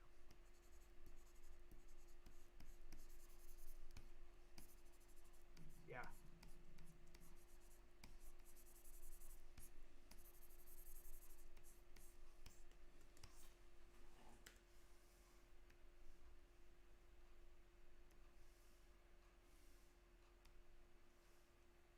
Oh, it's not going to let me do that because it's partially hindered. Damn it, Jim.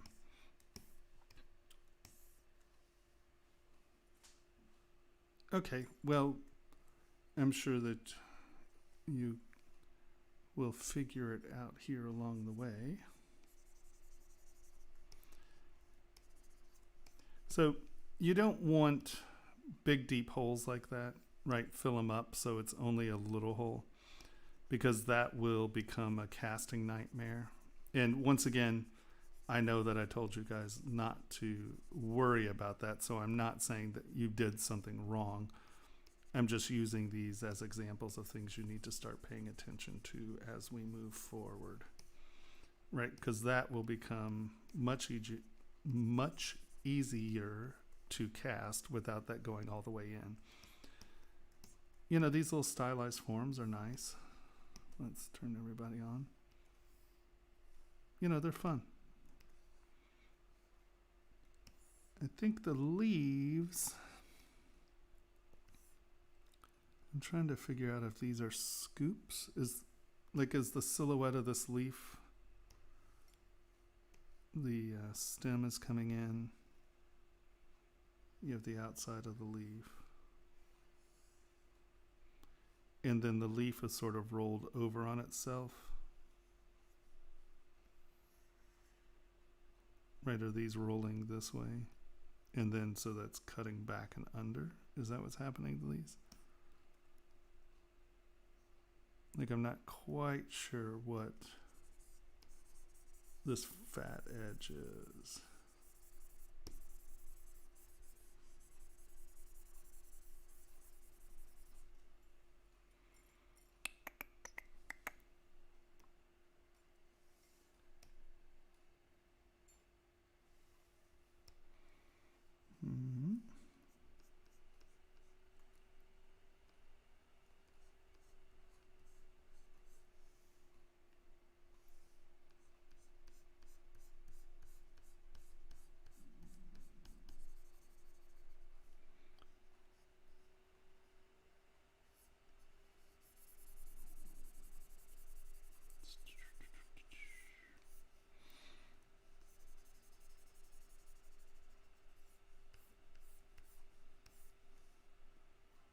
Right, is that a roll over there?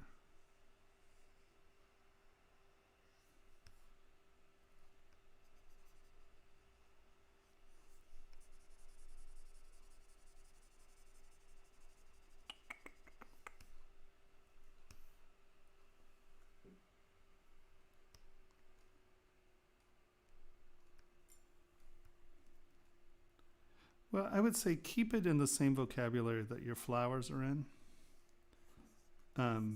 It just changes vocabulary a little here.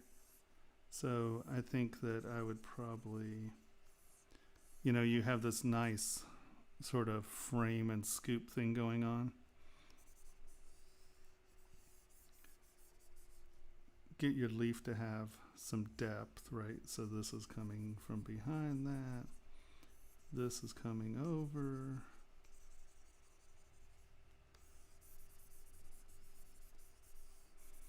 So now we have a little depth on that leaf. And so you can come in with this.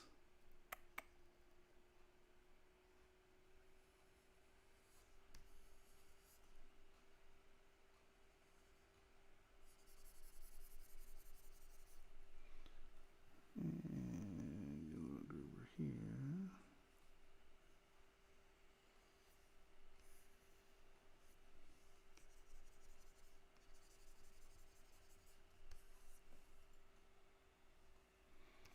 And then if you want some of these guys,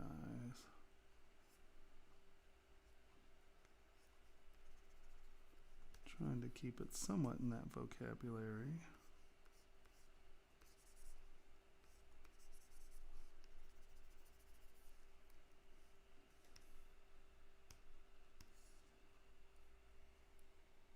Come on, you.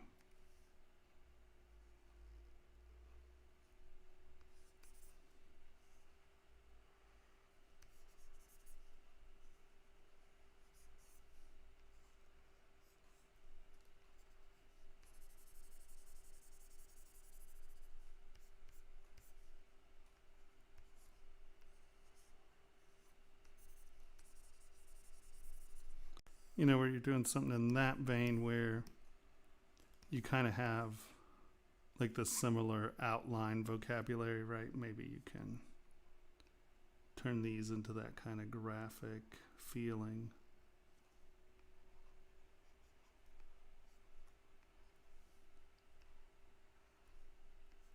Instead of this, right? You don't really have anything else like this, and these are so big and formed. I think that something in this vein would be a little bit more representative of the style you've kind of laid out.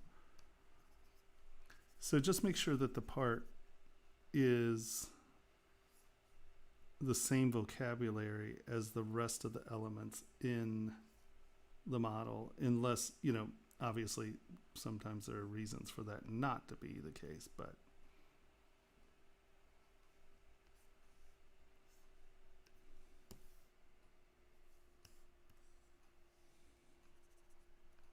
maybe not quite so melodramatic.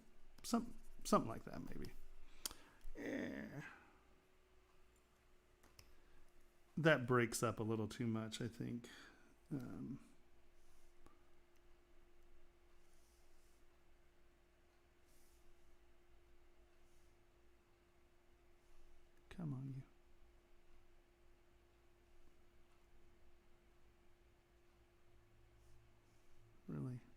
Did I really put that many strokes down?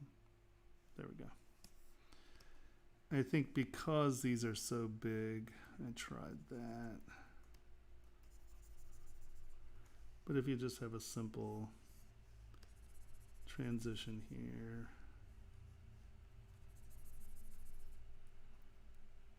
get that rolled edge there.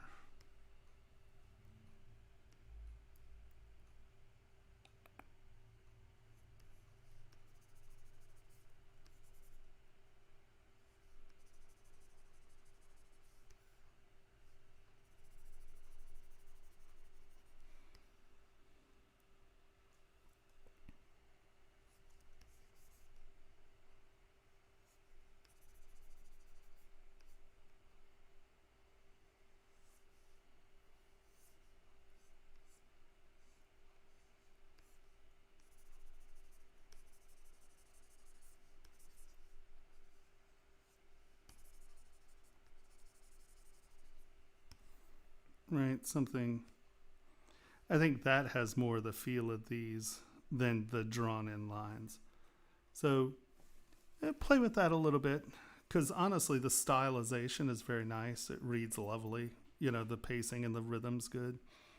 You know, I think, you know, your transition from large to small works. Yeah, I think that just trying to get your leaf to match the style of your flowers, I think will help.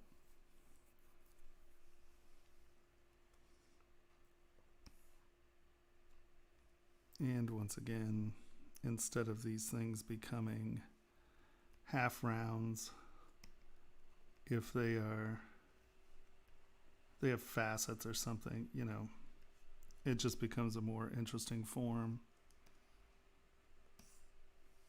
And sort of same here, kind of knock those edges off.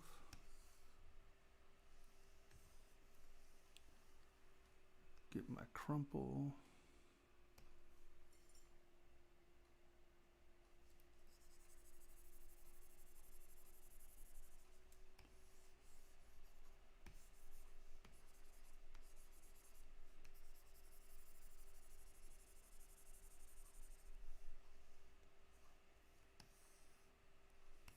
That gives it a little bit more glumpergunk. And yes, glumpergunk is an official term. Yeah, I think the only thing that's bothering me on this one is these leaves. Everything else looking pretty tight. Do you have any questions? Because honestly, I think if you just play with, obviously in production, you know, you're going to have to make these things thicker as they come back around. But like I said, I told you we're not worried about, and honestly, I would probably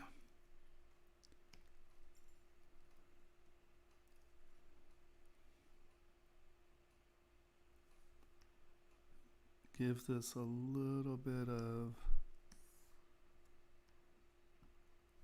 wave or something, get this a little higher, punch this down a little lower, you know, like I said, so it doesn't just reflect as a flat plane.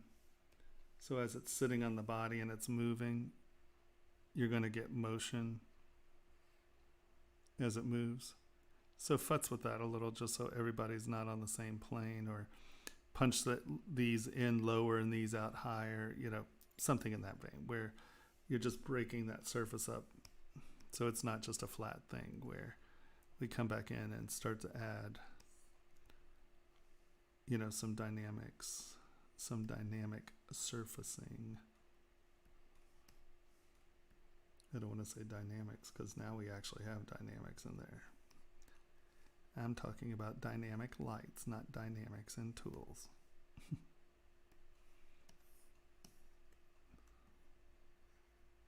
Right, just get it to where there's a wee bit more dimension to it, because it'll give you a better reflective surface. But I would say, killing it, man. It looks great. It looks very good. Yeah, I think that once again, try to get the planes to sort of make sense right? I just put a little over and under, and I gave you those fat ridges like on the edge of the flower. So, yeah. I think that's the thing. All right. Is that everyone? Did we not do someone? Does anyone have any questions?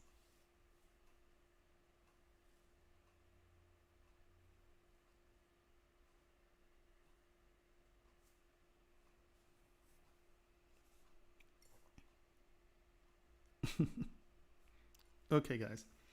So what I am going to do is I'm going to stand up and I am going to go use the restroom.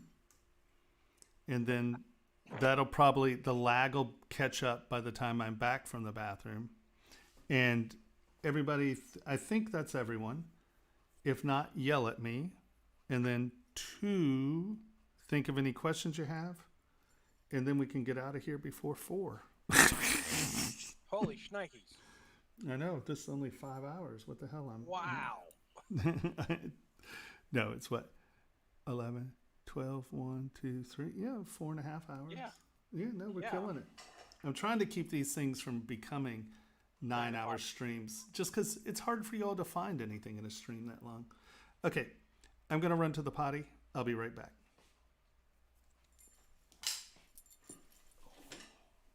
Shit, fire. I'm broken.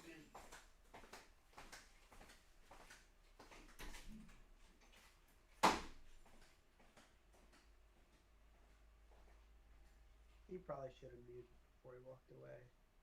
Say what? He probably should have muted before he walked away. Oh, that's all right. We get entertained more when he doesn't. In our classes, he was accidentally showing his passwords. Yeah, But I've heard about they that. Yeah, they were all jumbled up though. But yeah, in the beginning, he was like, "Oh, hang on, let me show you this," and then he password into something. Oh, here, let me. And then one of the other students would be like, "Show us your password." He'd be like, "Oh yeah," and then so he got out of that habit. But yeah, I think we got everybody covered. I'm counting up there on his little panel, and I don't see one up there that we haven't seen. So I'm assuming everyone got taken care of. And I want Gannon's mic, whatever. That thing is bad to the bone. Oh my gosh. I looked it up on. That is a bad mofo. It's a pretty cool looking mic, too. Yeah. Yeah. I'm wondering what she does. Like, is she just a gamer? Shannon, are you just a gamer? Are you here still? Or are you a podcaster? Or. Because that thing is serious. It's on my list of wants.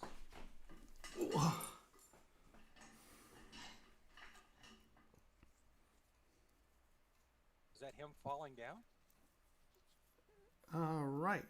Probably. He's getting back up. There we are.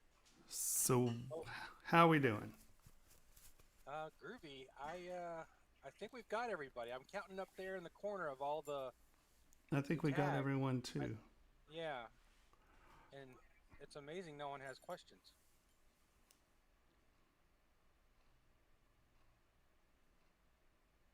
Oh, here we go. Camille's got Yeah, a it's just a question. small brush size. Yeah. I mean, that's. Hold on, where is it? Boop. So, does this only work on your stream, or will it work with the Pixelogic stream as well? What do you mean? Talking The Discord? yeah. You know, that's a good. I am at. Well, yeah, no, it would totally work with Pixelogic as well, because I'm projecting, like, my mic is going out through whatever I'm broadcasting through, Right. and then we're talking through Discord. Has nothing to do with my Twitch, right? Right. So the only thing, like, because I have my Discord connected, like, see Twitch stream, like this is the text of all the Twitch streams, Right. right? But this was, I guess they're new. Because I was just thinking that Yes, You I could know, do if this. if you're streaming on Monday nights and questions come through, we can just pull the questions off. And I can just ask you verbally, and you can Yeah. just answer. That way, you don't got to read through them. Yeah, no, that's a good call. It's a very good call. I approve. Yeah. Okay. Because me reading through things is absolutely hysterical. All right, so how did he get this in here? Well, let's go to here. Yeah, I mean, even if it's not transmitting through there, you can still hear me through there. Yeah, I can exactly. answer the question. They don't have to hear me on the stream. You can just answer the question. At that Exactly. Actually, it looks like he did this with an alpha. Am I right about that? Or that, because see, this edge just seems, it seems like he did it at a higher res. Oh yeah, no, there's higher res here. Yeah, that's 11 mil. But see these crisp edges? See how that's like a crisp edge? This looks like an alpha. Is this an alpha? Is he still here or did he leave? But do you see what I mean? How it sort of looks like this line here? That sort of looks like an alpha. I don't see him in either list. Yeah, I'm guessing, honestly, Kermit, I'm guessing that he laid an alpha on this and then came back and sculpted over it some. Only because a lot of this detail is incredibly consistent in its depth. Do you see what I mean? This depth is the same depth from the top as this depth. That hole is the same depth as this. This is the same height as that. So my guess is that he laid an alpha over this rascal in some format or another.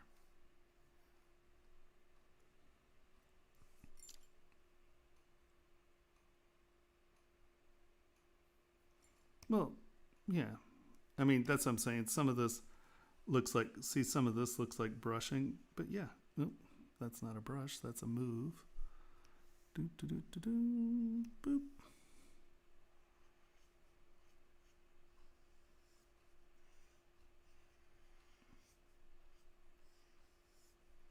It's a lovely wood alpha for that. Yeah, it's odd because, see here he's got some laps over. You see what I mean? It looks like he had a wood alpha and he dragged a couple of them across. That's me guessing. Only because they're so consistent in depth. That's the only thing that makes me think of an alpha. Right? See how all of these things are at one depth as opposed to me putting this in by hand. It's soft, deep, soft. Right? Right, it's consistently uniform throughout the... Yeah, and that's what makes me think alpha. That would be my guess. So something like that wouldn't show up once it's cast? Oh, it can. Yeah, it's just I would tend to take this stuff a little bit more dramatic in the sense of like this, because as opposed to just throwing cracks in there, and this is why I use the SK twist all the time for things like this, is that it's giving me these bright edges, and those hold up a little bit better in the manufacturing process. Right, I'm changing the depth, I'm getting things, but that's still damn small. I mean, I would probably make this where my details were probably at least twice as big. Right, if I were coming in on this and you were talking about that noise brush. Would that show up like porosity? Would that show up as porosity? Yeah. I haven't had that problem. Here, let me show you. also with the way you were doing it, your pad, your Wacom's pressure sensitivity, you can use that throughout it to play and give it a little bit more. Well, exactly. You can change it up quite too, a bit. Yeah. But here, let me show you a prime example of its usage.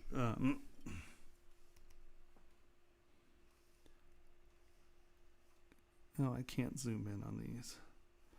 But you can see, I want to say this is that texture. It's just allowing it to hold no, stop it. Right, you see this like little chatter in there? That is that texture, just really small. I mean, I'm never trying to get things super smooth, so I don't. Yeah, that one actually doesn't have it in there. But you can see here, see those bumps? That is that brush. I'm just knocking it back. So you get these weird little dings and dips. If that were in, let's say, you know, a really smooth bridal ring, yeah, that could look a little weird. But let's see. Hold on, let's go to the beads, I think. Do these have it in the... Yeah, you can sort of see it. I used a little in these channels just so it would hold the liver of sulfur. And you can see that's pretty subtle. I'm using it really light and pretty subtle in there. Yeah. But you can see the dimples, right? It just provides something for that liver of sulfur to bind up into, and, you know. Like I'll normally throw it in to things like this. But you can also see that we're not trying... You know, I'm not trying for that super bright surface. I like texture. I use texture, you know, so, you know, this is a very same thing, except it's super organized. So that's going to read a very dark plane, right? So it really comes down to usage. I don't know. I know every time I answer a question, it's always like, well, it completely depends. Where is... It's also part of having a good printer and a good caster, because to Danny's point, every time I try to use noise, when I cast it, I do get a lot of porosity in those spots. But it's because I have a $200 printer and I've only been casting for a couple months. Well, there you go. That will definitely do it. But you can see here, because this was so geometric, I was using just hash marks, right?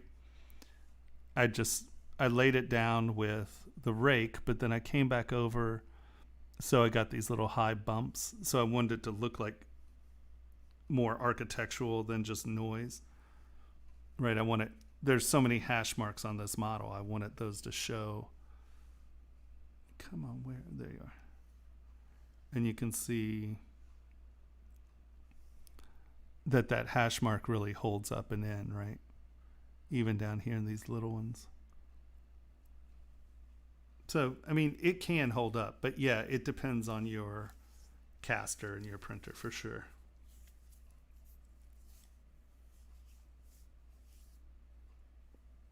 Did that answer that question at all? Yeah. Okay. Did that answer the question about the bark? Like I would have this more like on this scale. Right. Only because this is like that small. And you can see those actually show up as like bark lines where this becomes noise because it's so small. Okay. Did that make sense? Yeah. Cool.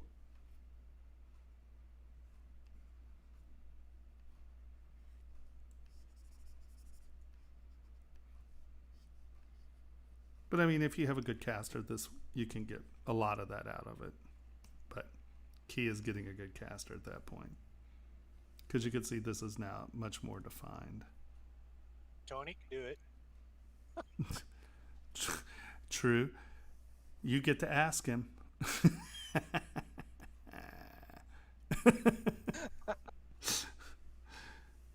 All right. All right. Well, is that it, guys? I mean, and gals? Not. Because, yeah, I have videos to make if we're not going to do anything. Yes. Go make your videos, young man. I know that I'm working on it, man. So today we start I did all my brush primer. And so I realized that I'm a goofy bastard. So Eric's doing all the very clean, logical, nice videos. And I'm making videos like I'm talking here. So everybody gets to deal with that. I hope that's fine. What? Anyone that's taken the class will... Well, no, exactly. Right. I make part of your workflow.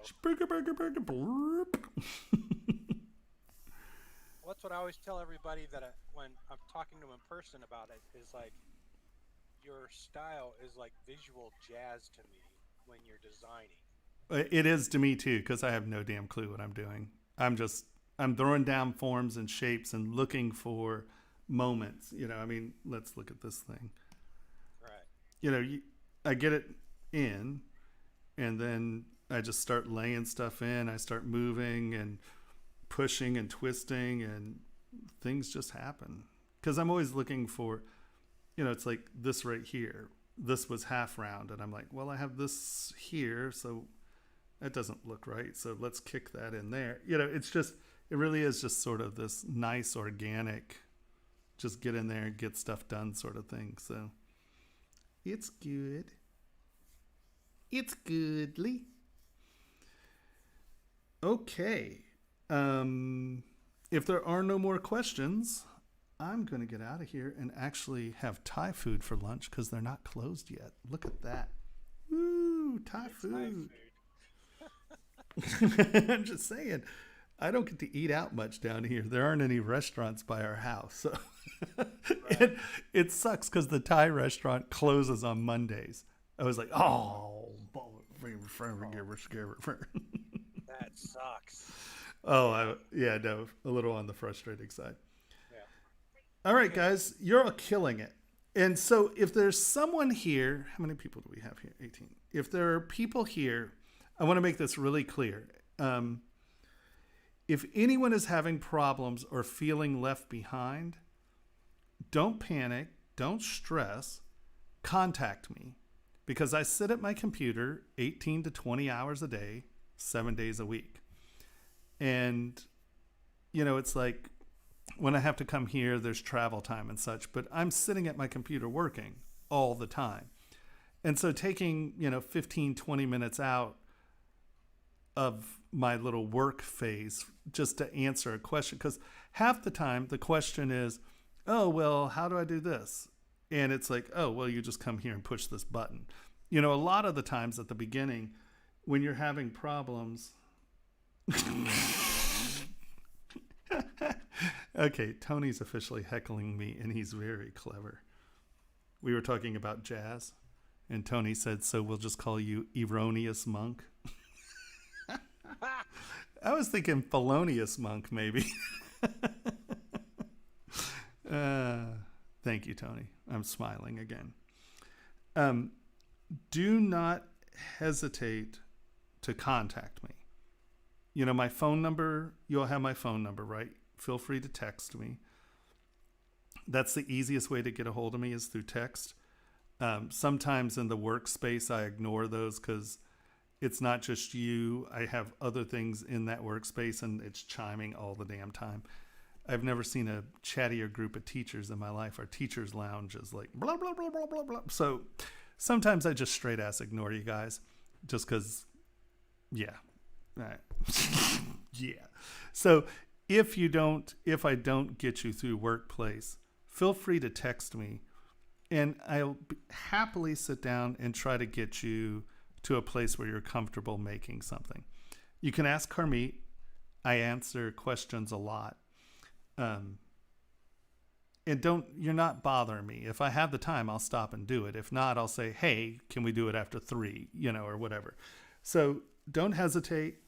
anyone, feel free to call me, because the one thing that's important to me about any of these classes is that you learn something, right? I mean, if you take my class and you have no idea what you're doing afterwards, I've failed you, right? You didn't fail, I failed you. So do not hesitate to ask if you're, feeling overwhelmed, or you're in something and you have no idea how to get out of it, or all of a sudden your model's black and you can't see it. This happens to me all the time.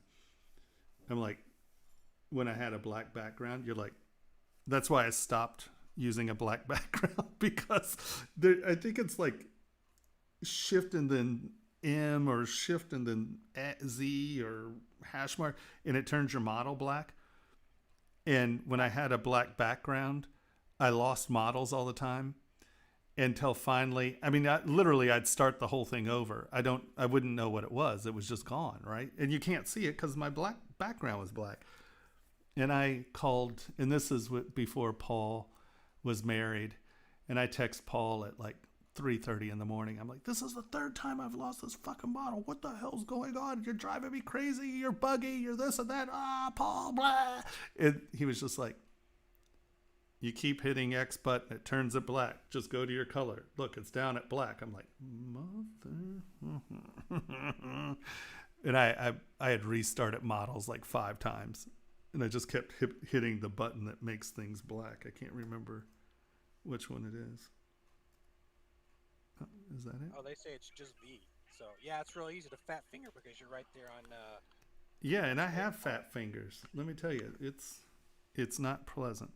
So, and it could be just something like, hey, your model's black. Literally, that held me up for like 5 hours. I kept hitting the button. Oh my God. I was like so frustrated. But thank goodness Paul was there for me. I can always, yay, ZBrush. They answer my calls in the middle of the night. It's great. Put it out there and someone's awake in the ZBrush world and they'll send me an answer. Yeah, V. Look at that. There you go, V, yeah. Who the hell does that? That's not nice. If you're not paying any attention and it's 3 a.m., just saying, that's a tricky one. That's why I stopped using a black ground, because I kept hitting that. I'm like, I lost my model. Right? At 3 in the morning, you're hitting that sleepy wall. Oh. You're kind of punch drunk. Oh, yeah. It's bad. Just a bad state of affairs. Oh, yeah. All right, so Mondays from now on, we'll try it we'll give it a shot. Yeah. Yeah, I think without a doubt. Really help you out too. So. Yeah, no, without a question. Woot. All right, I think that's it, kind and gentle folk. Remember to take yourself off of Discord by pushing the little thing, because otherwise, I guess you stay active and all the things you say are still broadcast. So that's an important thing to learn, because I say really horrible shit about people when my microphone's off. So that's not technically true. I don't say anything I wouldn't say to your face. See how it is. It's usually me talking about other people, like politics and I love those. Idiots. In politics, and Tony and I have been known to say things that are insanely inappropriate if other people were around us, but honestly, we think it's absolutely hysterical. We're both very, very, very dark humored individuals, and we can get ourselves in trouble by stating the things that are going through our minds sometimes. I think you should have a podcast named like Thomas and Tony's Soapbox or something. Well, we have plans for YouTube. So like when we're actually out and traveling, where we mix those down into like the 10-minute videos. And that will be wonderful to watch, because we will edit out the stuff that is so heinous. To give you an example, there's a thing called Drag the Gut in McMinnville, Wisconsin, or Oregon, and it's where they drive their classic cars up and down the main street. But an old woman got run over because someone revved their engine and it ran over her wheelchair. Oh, no. And we walked by, and I guess you could see where this might be going. We made a drag the gut comment while she was still alive and under the car, which she actually wound up not doing. She didn't wind up living through that. And, you know, that's a horrible, horrible thing. But, you know, in the moment, it was actually quite humorous between Tony and I. But you probably don't want to broadcast things like that. So No, that is really dark humor, though. no, I mean, we're rough. I mean, when no one's listening to Tony and I, we're rough. We have rough edges. And a number of people, like there was this whole time when we knew someone who was producing a live TV thing and, you know, having those personalities just running around and doing things. We were like, oh, we should look at that. Yeah, that's true. We did say that in the bar. Like, everyone around us at the bar was just like, what is wrong with you guys? She is still trapped under the car. I was like, well, so it wasn't a very far drag, you know? It's like, yeah, we're not nice. I mean, we are very nice people, but we have a very black sense of humor that could be, if broadcast, poorly received by, well, everyone, you know. Yes, in this climate, yes. Too soon? Too soon? Too soon? Yeah. Yeah, dude, she's still under the car. It's too soon. Oh. Oh, my God. Oh. So now everyone in class has a very different feeling about me. I'm a horrible asshole. There it is. Oh, well. Yeah, Oh, well. There it is. Yeah, you need a podcast. Oh, yeah, I need something that's edited, that's for sure. Well, okay. Really wants to find out. Go get Thai food and get your keyboard, man. I know. For you. I know. I'm gonna actually have a full-size keyboard here. It's pretty exciting. A grown-up keyboard. Right? I can be a big boy. The only thing I love about this keyboard is that it has 3 Bluetooth broadcast channels. So when I'm working, my cell phone, I have like one of those Joby tripods, you know, the ball, Gorilla Pods or whatever. Yeah. So I have one of those that has a telephone thing on it. So I usually put my phone on it and set it right by my computer so I could just look up and see what those messages are. And then I just change my channel to 2 and then I can type to my cell phone. Yeah, it's really nice. And I can't find a full-size mechanical keyboard that has that feature. So this still is a lovely little keyboard. It's really hard to work on because I don't know where anything is. Yeah. Yes. Well, okay. Been fun. Love everyone. See you at some ungodly hour in the morning tomorrow. I don't know what evil bastard said 9 o'clock. I don't know. I think it was like 9 a.m. when they asked me if that was a good number. I don't know. And you were still asleep. Exactly. I had to have answered that when I was asleep because everyone knows me. There's no way we should be having classes at 9 because I have to get up at like 6:37. That's poo. Just so you guys know, I'm sacrificing a lot of my personal sleep time for you guys in class. That's a rough one. Feel guilty. Feel guilty. Oh, I feel so guilty. I can tell. I heard it. I heard it in your voice. The honesty was overwhelming. Hey, they don't keep you as long as we did. I know. Well, there were 40 of you as opposed to 12. So, well, there is that. I mean, to be fair. There, yeah. When they combined the 2 classes, yeah. Oh, yeah. That's when we had the 9.5-hour crit session. Good Lord, yeah. Yeah. All right, sir. We will all see you tomorrow. Indeed. Some Thai food. Relax. On the morrow. And I'm going to go eat lunch. And I will talk to you all in the morning. Once again, if anyone has any questions, feel free to text me. I think everyone knows my number. If you don't, we can put it. Now. Yeah, exactly. We can put it in the class.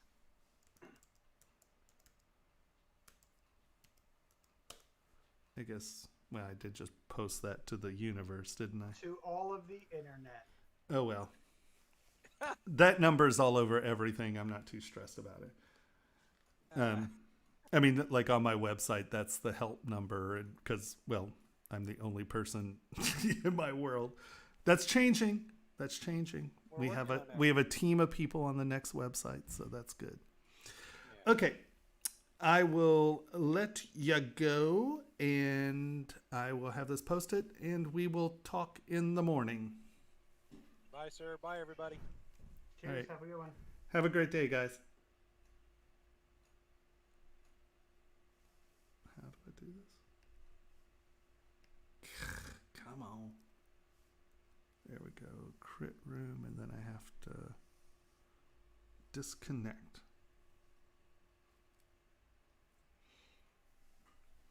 All right. There is that. We will turn that off. We will come